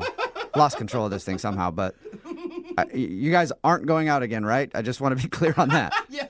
No. Okay, got you. Thank you. See you later. Brooke and Jubal in the morning. Every dude listening right now is texting in at 78592, and they're wanting a date with Andrea from the second date update. It's Brooke and Jubal in the morning. If you missed it, Andrea wanted to call this dude named Dennis. They met at kickball, and I would never thought I'd hear a guy tell us that she's too attractive to date. But that's exactly what Dennis told us when we got him on the phone. They met playing kickball. Dennis admitted that if he was going to date her, he would always be jealous and would always be worried about all the other dudes in the world hitting on her. And he said that he just can't date her because he knows himself too well and he would just be too jealous. And he's not honest with himself, though, because he's like, but I have plenty of confidence. Yeah, super I'm like, confident. No, actually, that's not being honest at all. Just because you say you're honest doesn't mean you're actually being honest. I'm insecure and confident. Yeah. I don't know. Andrea thought it was a really stupid excuse Crazy. and wondered why Dennis wouldn't trust her if they were in a relationship together. But Dennis still held strong and was like, I just wouldn't be able to. You're way too hot. In the end, no second date. So. I think it worked out better for everybody. Yeah. Remember, if you want to do a second date update, all you have to do is email the show, and we will call the person who didn't call you back. Yeah. There's only you. It is Valentine's Day, right? I love love. Special Valentine's Day second date update. Oh, I feel like there's so much extra pressure on this one. Hopefully it ends very poorly. No, that would make no. my Valentine's Day wonderful. We're about to talk to Dylan right now. Dylan emailed us about a girl named Nikki. Dylan, what's up, man? Hey, how's it going, guys? Good, how are you? Happy Valentine's Day. I'm all right. Happy Valentine's Day. I feel like he needs to talk in a softer voice. Dylan. Happy Valentine's Day. Jubal. Happy Valentine's Day. Oh, Dylan. I'm not going to stop until you say it back to me, Dylan. Happy Valentine's Day. Happy Valentine's Day. Yeah, all right. There it is, Dylan. Dylan, why don't you tell us about the girl that you want us to call for you? Her name is Nikki. We've known each other for, it's been like 10 years now. We met in college. Oh. She's just an awesome, awesome girl. We got along really well, and just over the past 10 years, you know, there's always been, I think, something between us, but it's one of those situations where she's always dating someone or I'm dating someone, and recently she broke up with the guy that she had been seeing, or I guess he dumped her. So this is the first time in, I guess, in recent memory where we're both single, and I just feel like it's the right time to sort of make my move, because it's been hanging out now for the last 10 years, and it's always been something that I've wanted, so might as well go for it, you know? You want to pick up that rebound. Yeah. Get her while she's vulnerable. Dylan, are you saying that you didn't go on a date with her yet? This is going to be the first time you've talked to her about your feelings? So it's kind of strange because, like I said, we're friends and we hang out with a group of friends, and we took her out to sort of raise her spirits. And that night, we just sort of walked off, the two of us, and we had a couple of drinks, and she just said, you know, I really just want to find somebody that I can create a life with, and somebody who's a good friend as well as, like, you know, a partner, like a romantic partner. Right. Wow. And so I wasn't sure if she was giving me sort of a signal, like, you know, make your move or don't, but I felt like it was sort of her way of saying, like, yeah, I think I feel the same way that you do. So you feel like she might have been hinting at the fact that she has an attraction to you too? Yeah, I mean, she's known that we've been friends for a long time, and I sense it, and I'm sure she senses that there's an attraction there between the two of us. It's not a one-sided thing. So, yeah, I think she was sort of inviting this. Okay. Did you go ahead then, or did you not go ahead? Like, in that moment, did you take that moment to kiss her? It sounds perfect. No, I didn't kiss her. You know, Dylan. I wanted to, but we were also there to cheer her up. She had just broken up with somebody, and I don't want to seem like, Yeah. you know, I don't want to be just like a quick rebound sort of thing. It's a little more special than You're that. at a party for her to feel better from being broken up with. Hey. Might not be the best time if you like want a long relationship with this girl to try to swoop in there. Maybe ask her for like a legit date and talk to her about it than just being like, yeah, forget about that guy. Let's do this. It's like being at a funeral and just being like, hey, we should get out of this place, shouldn't we? I like that. Like being at a funeral. I like that he died. I like that Jubal is promoting being a gentleman right now. I know, And right? Brooke's like, weird. do it, kiss Yeah, him. you should just jump on her right there. Come on, that would be, Get like, in the sweet. picture. Wait, are you wanting our help to like make this declaration of love and ask her out on a date? Yeah, I'd like to do something kind of special, you know, so. Oh, we should totally do it. On Valentine's Day. Nope, we're not going to do it. Yes, we Come are. on, We Jubal. just talked to this guy for 4 minutes to not do it. What? What do you guys think? All right. Hey, Dylan, we're going to call her right after this. All right. We're going to play a song, come back, and get your second date update. All right. Okay, cool. Okay. Moving 92.5. Brooke and Jubal in the mornings. Second date update. It is a special Valentine's Day second date update. I figure we should start that with the most romantic song ever written. Oh, yeah? I don't Yeah. trust you. If I was your boyfriend. That's right. The beautiful tones of one Justin Bieber is going to get us into this part of the second date update because Dylan wants to call his friend Nikki and ask if he can be her boyfriend. Don't play this music. Yeah. Dylan, how long have you known Nikki? 10 years. 10 years. She recently broke up with a longtime boyfriend. They hung out like in a group of friends the other night at her post-breakup party where everybody got together to make her feel good. Dylan says that they went off into the corner and talked, and she was giving him a vibe. And he thinks that she knows that he's into her too. So he wants us to call her right now and sort of break the news that he wants to date her. You know, it's been 10 years, and this is the first time I'm saying this, so I'm a little nervous about it. Cool. I wouldn't worry about it because it usually doesn't complicate things. So, you're good. You felt this way for longer than just the other night, right? She's always been on my radar, and I have just realized in the last, year and a half that she's somebody who I could really see being with. Yeah. You know? And now is the perfect timing. God, I hope it works out. Please She's let it battered out. and broken. And it's a really low-key, not stressful day. Yeah. No pressure. Not on Valentine's Day. This is, everything's aligning for you right now. Yeah, and on the radio. Dylan. Okay. Here we go. You ready to call her? Yeah, as ready as I'll ever be. All right, here we go. Good luck, Dylan. I'm excited.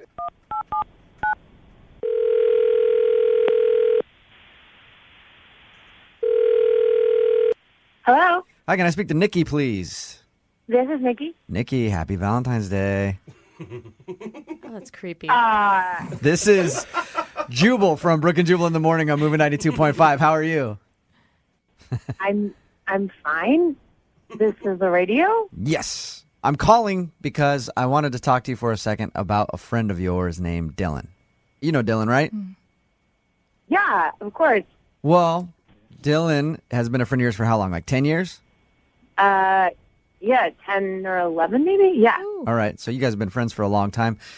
Dylan recently told us that you went through a breakup. Sorry to hear that. Okay. This is very personal. He didn't tell us, that's all he said. He didn't give us any of the details. If you want to give me some of the details, I'll listen. But That's not why we're calling. he just said that you recently went through a breakup and he ended up hanging out with you and a bunch of friends the other night.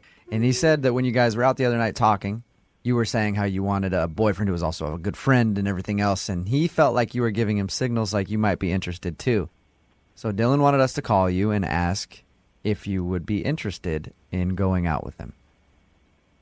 Dylan wants to take me on a date, like a romantic date. Yes, the most romantic date ever. Oh my God, tonight?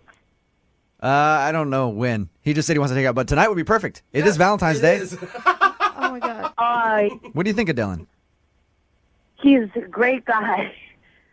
That sounded like you just sort of slugged him on the shoulder, like you're a nice buddy. Well, You're nice. yeah, he's like my brother. Oh, no. Okay, we don't want to hear That's that. the Whoa. I am like your brother? Come on, Nikki. Dylan?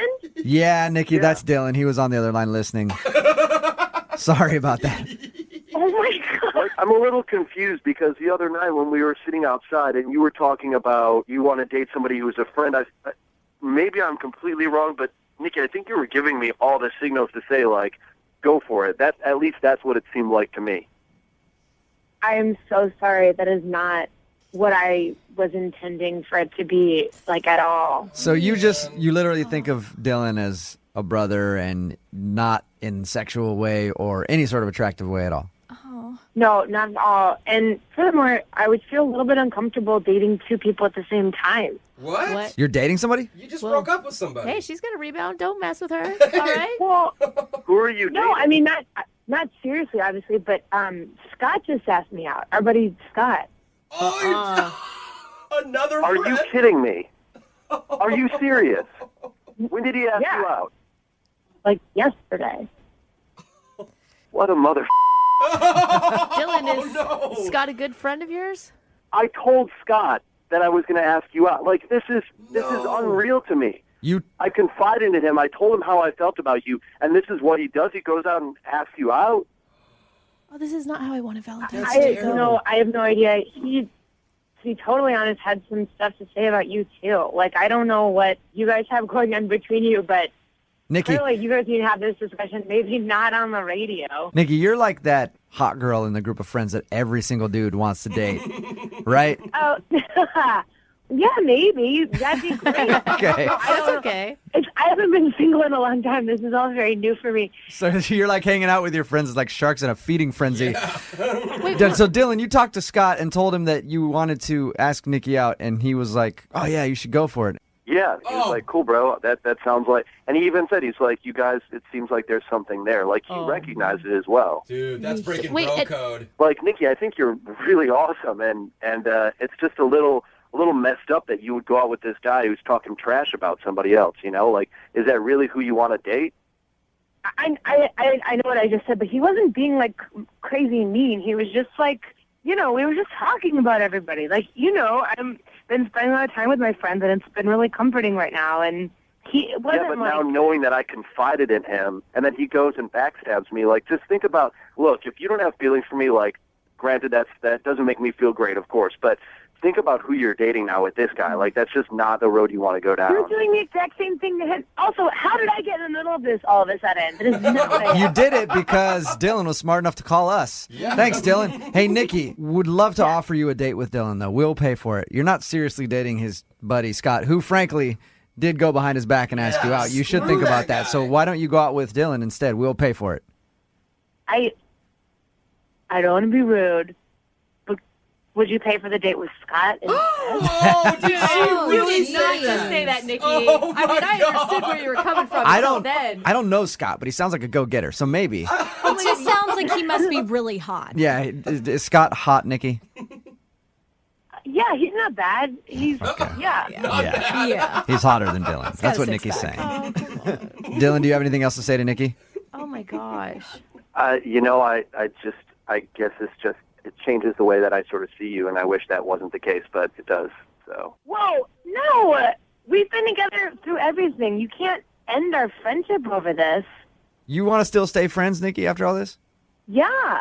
I would like to pretend that none of this ever happened, to be totally honest. Look, I mean, this whole thing with Scott, like, Right. I just think I need to step away from this circle of people. Like, it's just a little weird for me right now. All I have to say is I am so glad a successful Valentine's Day second date.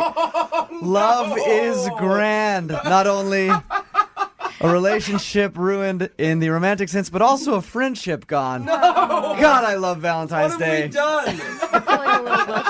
Brooke and Jubal in the Brooke and Jubal's second date update. One of the secrets in dating is if you have a bad date, never accept blame for anything. So, Any good relationship expert okay. will tell you always pass the blame, never accept responsibility for your own actions. God, You were... can blame the food, you can blame the weather, you Oh. could do what Victor, who's on the phone for a second date update, did, and you can blame your boss for ruining your date. All sorts of people that you can blame for screwing up your date. What's up, Victor? How are you? Hey guys, I'm good. How are you? Victor, Pretty good. why are you playing the blame game, man? Well, I take responsibility for a couple of things, but I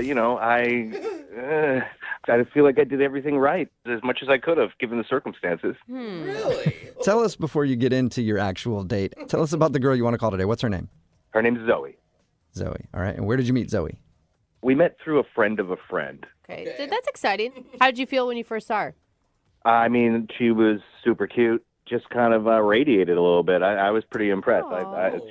She looked a lot better in person than she did in the picture, and so That's always a bonus, and I hope you told her that. I hope you told her that she looks better in person than she does in pictures, and tell her to stop taking pictures.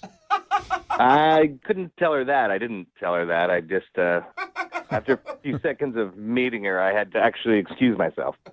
Really? Oh, really? Why? And that's kind of where my boss comes in. He had kept me about like 10 to 15 minutes later than I had expected, so I was late for the date. So in order to get there, I had to run, and in doing so, worked up a bit of a sweat, and kind of got a little bit of a stank to me by the time I actually got to the restaurant. So wait, So- did you like sit down and then realize your own smell and then have to excuse yourself? No, I mean, I could, as soon as I like closed the door to the restaurant, when you're like, you kind of go from inside to outside and like all of a sudden just like you could tell. You wafted. It was a wafting smell. Yeah, exactly. It's like a stink pocket. So is that why you think she's not calling you back, because she noticed the funk coming from you?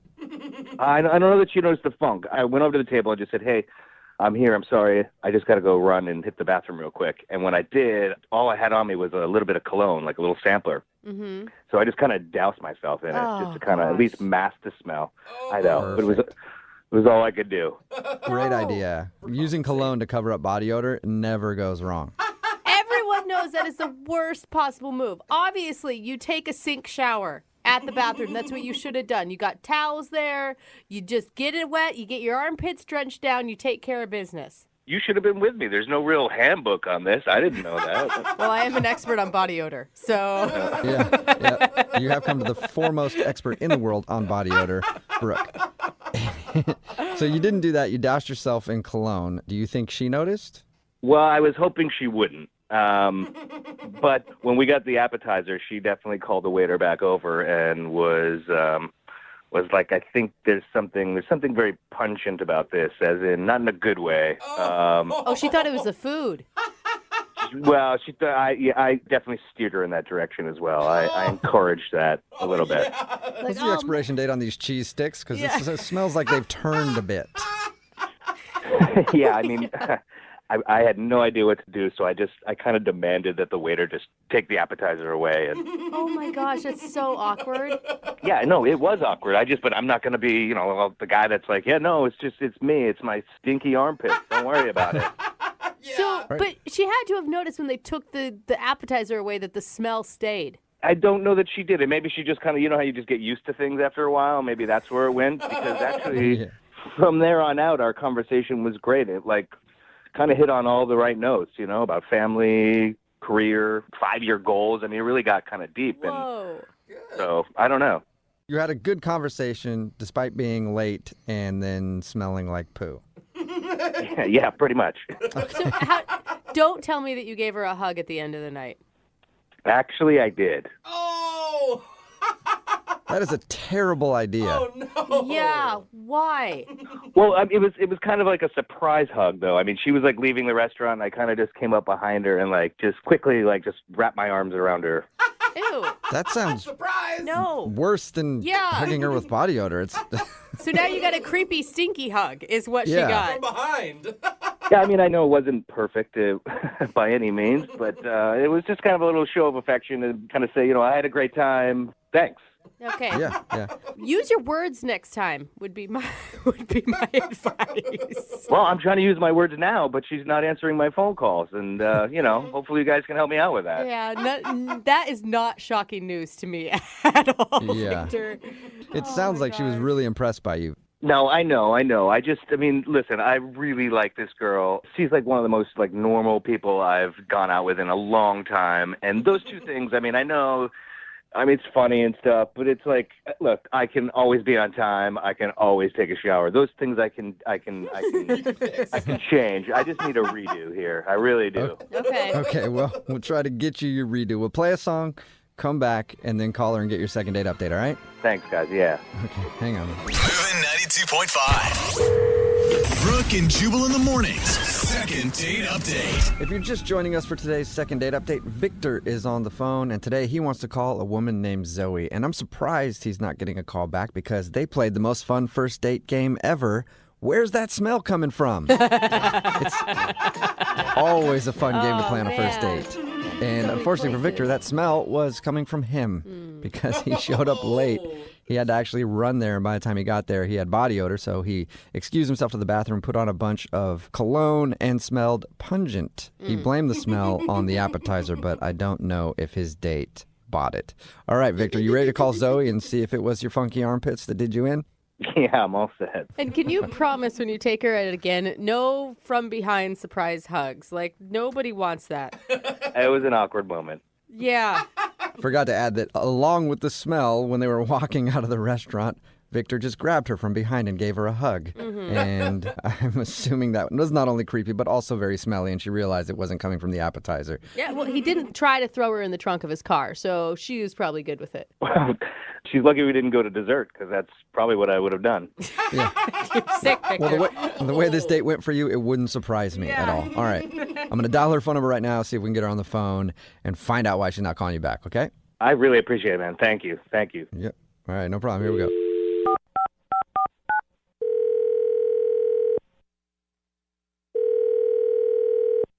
Hello? Hi, may I speak to Zoe, please? This is Zoe. Hi, Zoe. How are you? This is Jubal from Brooke and Jubal in the morning. Jubal? Yeah. Wait, what?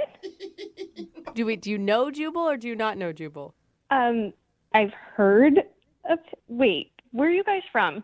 Brooke and Jubal in the morning. It's a radio program. Some people might call it a showgram. Oh, No, that's smart. It's a radio show. Wait, am I on the radio? Do you want to be? What? Because we can make that happen because it's a radio show, you know? We can make that happen if you want to be. Why are you calling me? Do you want to know why? Yes, that's why she asked, Jubal. Okay, cool. We're calling you because we got an email about you from one of our listeners. Who? Well, his name is Victor, and you guys went out on a date. Oh, my God. Yeah. Why would he email a radio station about our date? Well, because we do a segment on our show called the Second Date Update, so Victor is confused why you won't call him back. That's weird. It is. Why? Because it should be obvious why you're not calling him back? Is that why it's weird? I mean, I would have thought so. Really? It was odd. No.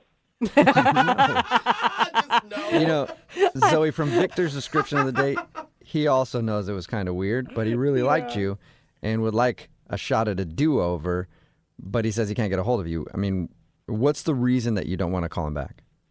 I mean, we're very different people. I mean, I've been on several, first dates that were a little off, but this one was just like, I can't explain. I don't want to embarrass him or anything, but we talked to him already, and there's no way you could embarrass him any more than he's already embarrassed himself telling us about the date. So he told us a lot. Okay, well, then you probably already know. I mean, it was kind of inappropriate what happened. Oh my God, it was the hug. It was the weird back hug, wasn't it, at the end? He told us about the surprise hug. He came up from behind.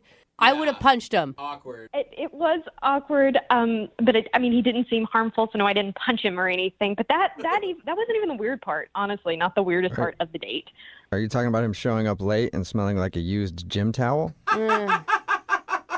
No, I mean, I knew something smelled, but I didn't notice him smelling any particular way. Okay, So what are you talking about then? Because those are two really big red flags that he described to us.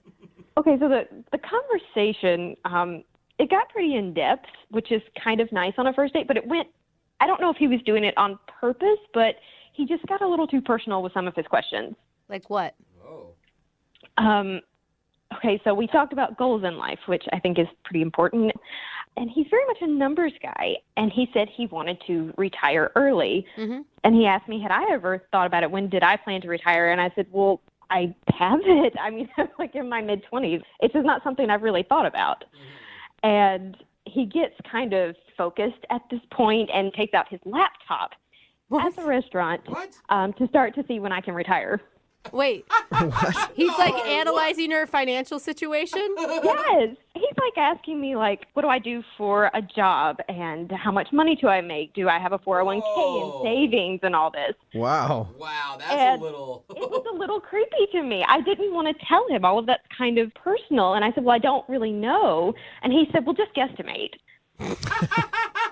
So it's more like he's your financial planner at this point rather than you're on a date with a dude. Right.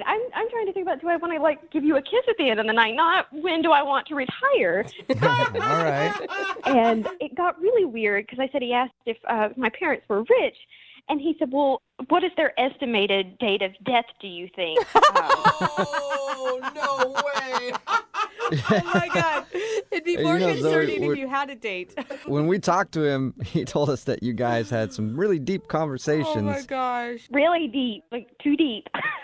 Yeah. He took that as having a deep, meaningful conversation, and you obviously took that as a weirdo who's trying to figure out when you can retire and when your parents are going to die. Yeah, I mean, is this what he does all the time? I don't know. It weirded me out. Yeah. You know what else is weird? He's actually on the phone listening and wants to talk to you right now. What? He's been listening this whole time? Yeah. Zoe, there is nothing wrong with what I did. I was doing you a favor. Oh. Usually I charge like $500 for my services. Oh. But you don't talk about that on a first date. I mean, who brings a laptop to a first date anyway? Look, you were asking me all these questions about money, not what, my life aspirations were, or did I want to have kids one day, all these important things, and it was just numbers. What was Well, that? we were going to get to that. I mean, everybody should be educated about their finances. That would have been on our second The date. personal stuff first. I mean, I was really concerned. You didn't seem to have a clue.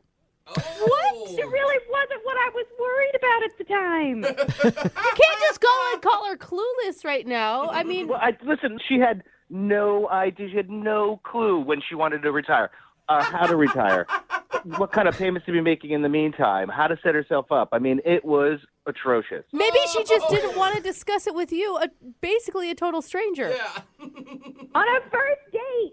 Yes, Yeah, thank you, this was Zoe. a date, At a Victor, not a restaurant. meeting set up so you could do her financial plan. Well, I just seemed important, and this is how I showed I care. Oh, okay. What are those, Okay. like your 7 love signs or whatever it is to show how you love someone? There's only 5, and I guarantee you that's not one of them. You don't think financial planning is a love language? I don't know. That's I'm not what sure. No, it's not.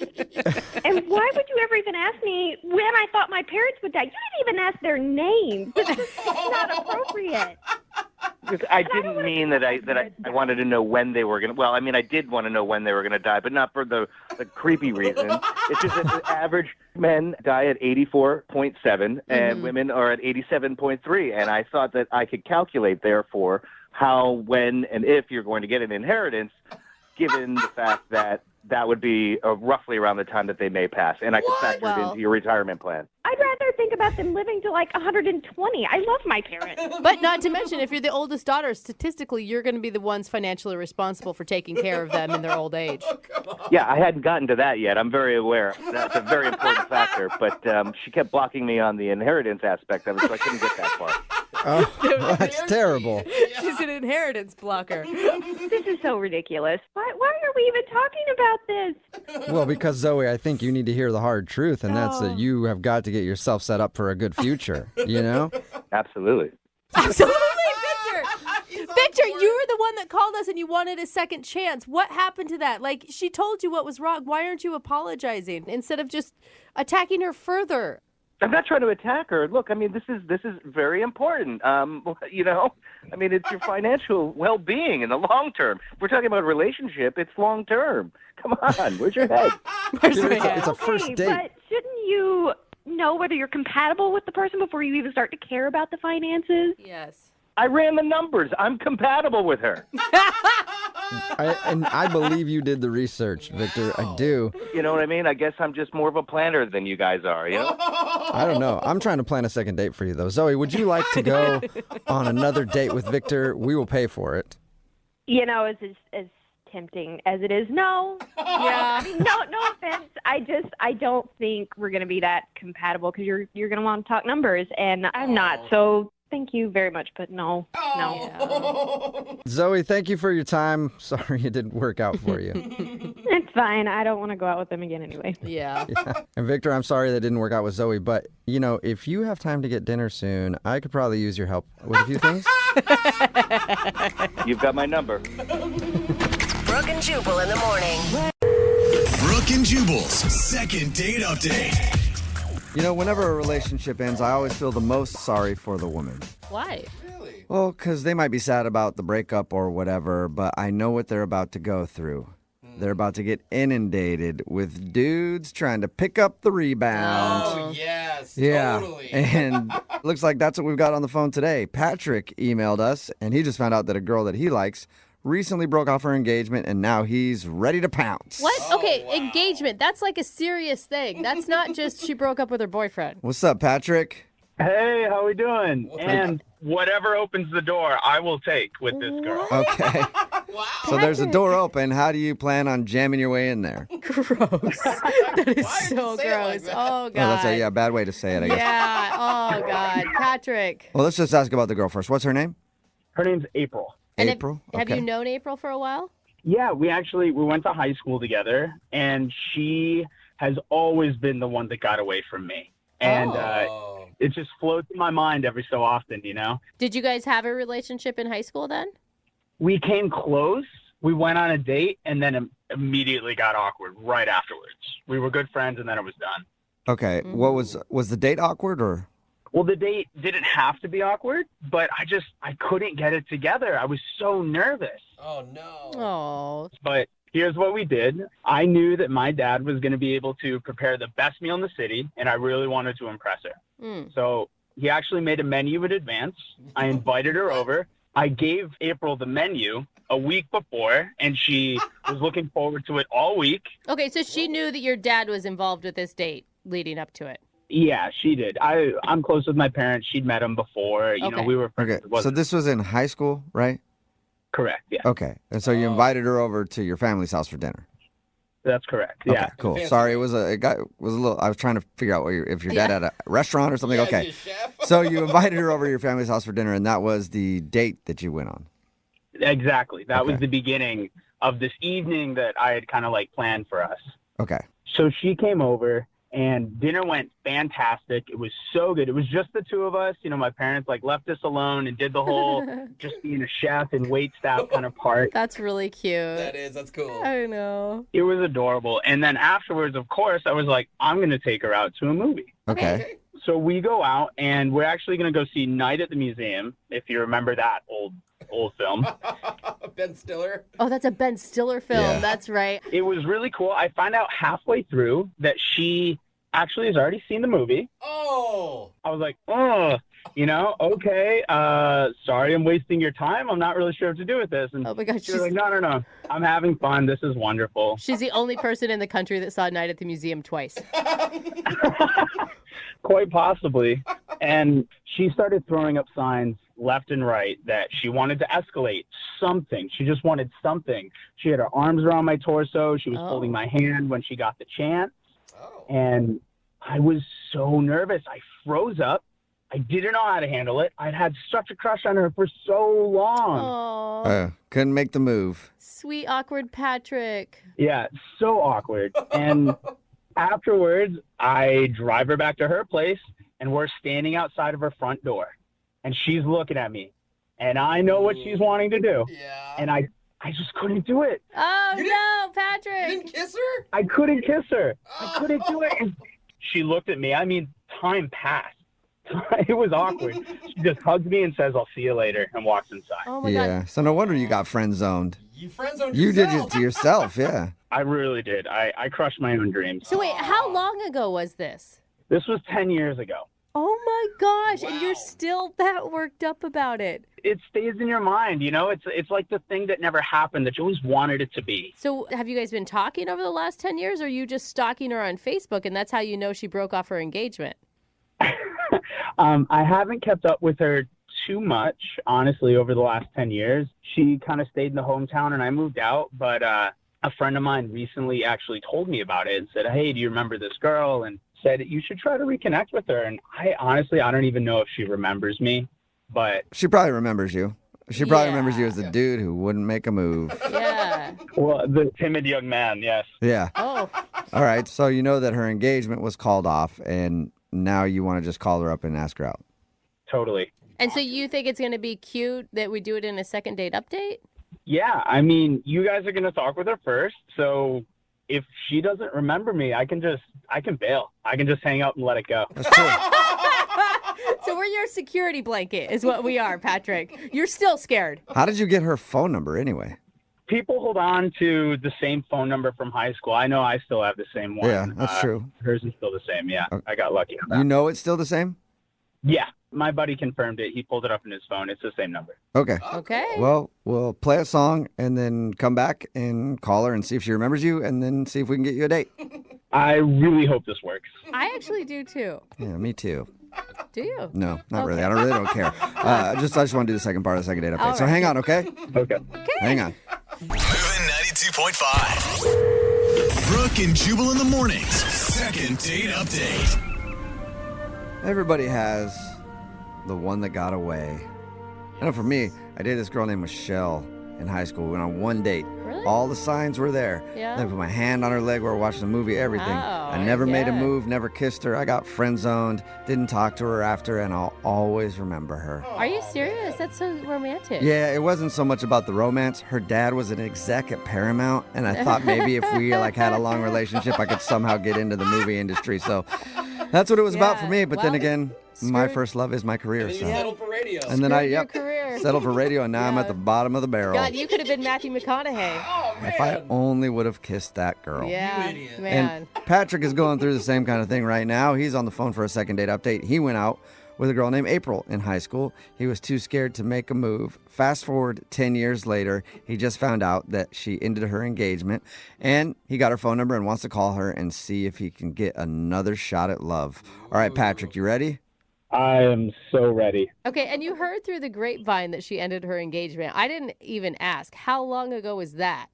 It was actually really recently, within the last couple weeks, and I'm trying to pounce while I can. Yeah. Okay, so we may call her and she could still be crying. Hopefully that's not the case, and I can cheer her up. Yeah, or hopefully she's crying the appropriate amount where she'll give you a chance. You know, where she's like, I just need somebody to hang out with. Just a little This crying. just feels so soon. Okay. However you guys can make it happen, I'm up for it.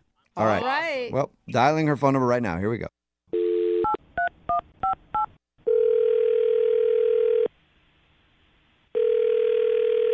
Hello? Hi, is this April? Yeah, this is she. April, how are you? This is Jubal from Brooke and Jubal in the Morning. It's a radio show. Okay. How's it going? What is it? Well, I'm calling you today because one of our listeners actually sent us an email asking us if we can get in touch with you. Is it a joke? What? Nope. His name is Patrick, and apparently you guys went on a date in high school. I know it's been probably about 10 years since you guys talked. That's what he told us. But he wanted us to call you because he still thinks about you a lot. What? Uh-huh. Is that like, oh my God, that's so crazy. I think about him, what? Or is that not that? Processing. Okay, processing. Okay. I'm guessing you didn't expect this phone call. No. Okay, so... I'll tell you why we're calling. We do a segment on our show called The Second Date Update. So if somebody goes out on a date with a person and then they end up getting blown off or not getting a call back, you can email us and we'll get that person on the phone and ask what happened. So technically this is a second date update from your first date 10 years ago. Yeah. I'm really shocked. Besides the fact that it's been a decade, I'm just shocked that he's reaching out about me. He was so cute about you. He told us like the awkward story of your guys' date where he had his dad plan this dinner and you went over to his parents' house. It was very sweet. What about Patrick, though? Did you actually enjoy going out with him, and were you interested in him? Oh my God, I had the biggest crush on that kid. You did? Yes. He said that he always regrets not making a move because he feels like he screwed himself. Do you remember that moment on the doorstep when he dropped you off? Yes, and I felt like an idiot because I was like practically throwing myself, but he gave me nothing. So I just felt so rejected, and Whoa. I don't know. I tried to comfort myself by saying maybe he's gay. He must be gay, but I knew he wasn't, so it didn't really provide much comfort. And I ended up getting angry. And Okay. Yeah, I mean, that's what he said. He said you guys didn't really talk much after that. well, no, I was humiliated, and I thought like I wasn't going to call him. Oh, okay. You can understand now, though, like that it's been 10 years that he was just an awkward teenager that was nervous, right? I think it's really endearing, especially, with the way the world is now, to know that he was so shy to even want to kiss me when he did. That's just really beyond sweet. Okay, well, you know what else is endearing? He's actually on the phone listening and wants to talk to you. Oh my God. Yeah. Wait, aren't you excited? Patrick, are you there? Hey, April. Oh my God. It's been a while. Hi, Patrick. Yeah. Wow. So. Oh my God. Okay. This is like beyond awkward. Oh my God. Well, You guys need some help? Or are you going to work this one out together? It's just a conversation. how have you been? No. I've actually been better. I just broke off an engagement, so your timing is impeccable. Well, I'm really sorry to hear that. That sucks. But I want to do what I couldn't do 10 years ago. I want to at least get the chance to take you out. I'm sorry I couldn't do it 10 years ago. I'm sorry that I fell short at the finish line. I really did. But it's weighed on my mind ever since, and I'm really hoping that you'll just give me a second chance. Well, this is hard for me. Just keep in mind, you know how we were really young back then, and we both were attracted to each other, and nothing happened because we were both awkward teenagers, right? So keep that in mind. We're grown-ups now, but back then I didn't have the cognitive skills I have now. So I'm just going to say it, okay, Patrick? Okay.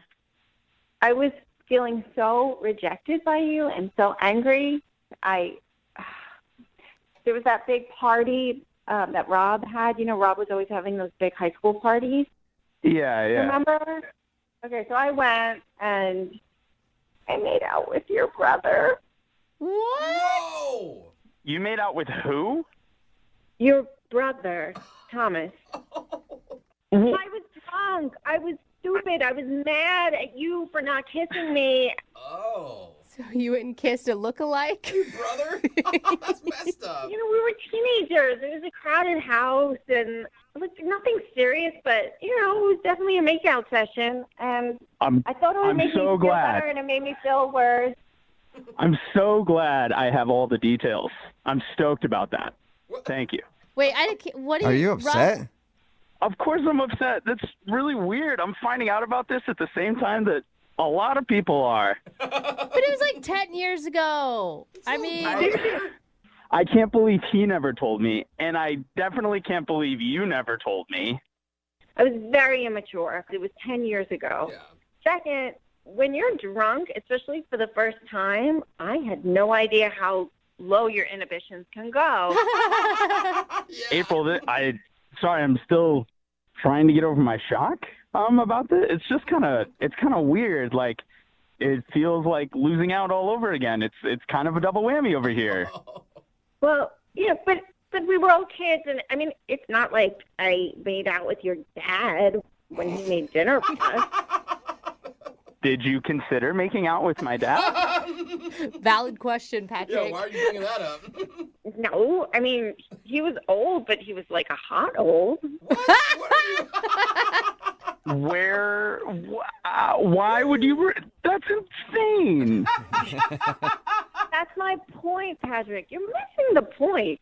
The point is that I liked you, but you didn't make the move.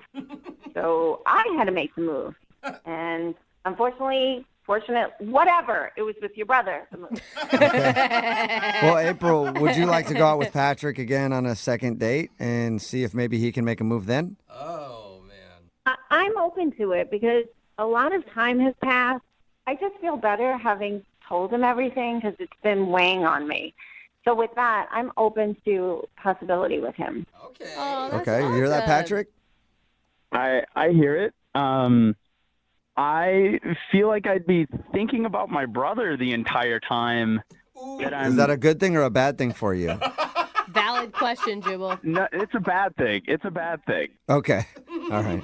So is that a no then? You don't want to go out with April? After all this? I can't do it. This is a no. Oh, She just made out with your brother. Big deal. Like 10 years ago, too. Who cares? You waited this whole time. What are you doing? You were painting this beautiful love story, and just this one little thing is going to ruin it all? It was my brother, and he lied to me about it, and then she lied to me about it, and there's no way I'm getting involved in that again. Oh, wow. So you're basically still in high school. In a way, I still can't get past that. Call it whatever you want, but I'm out. Oh my All right. gosh, I did not expect that. Me neither. Patrick, we could really have something together, and you're allowing us to miss the potential a second time. Look, I don't want my first kiss with you to be thinking about my brother the whole time. That's a deal breaker for me. Yeah. All right, it's your loss. You chickened out for the second time on making the first move. Oh my God, and you know Sorry, she's just going to Patrick. go call your brother That's right what now, I'm right? saying, yeah. Brooke and Jubal in the morning. Put a text in at 78592 that says, get over it. It was 10 years ago. She's probably lost her virginity since then, too. No, man, no, stop it. Talking about today's second date update. It's Brooke and Jubal in the morning. If you missed it, this dude Patrick wanted to call a girl named April. They went out 10 years ago in high school. Yeah. He was really attracted to her. She was sending him all the right signals to give her a kiss, but he was too nervous, so he didn't do it. And that was really kind of the last time they hung out even. And fast forward 10 years later, she was engaged, and then that engagement ended. So he heard all about it. And of course, he pounced just like dudes do. They wait until someone's single and they're like, hey, me. Yep. And it was just pretty new, too. Anyway, we contacted her, and she admitted that she was frustrated that he never made a move 10 years ago. So she made out with his brother at a party. Oh, man. Out of revenge. Not currently made out with his brother. It was No, like 10 the years same ago. month, basically. Yeah. At the time. And in the end, she was willing to give Patrick another chance, but Patrick just couldn't get over the fact that she kissed his brother 10 years ago. That is so weird to me.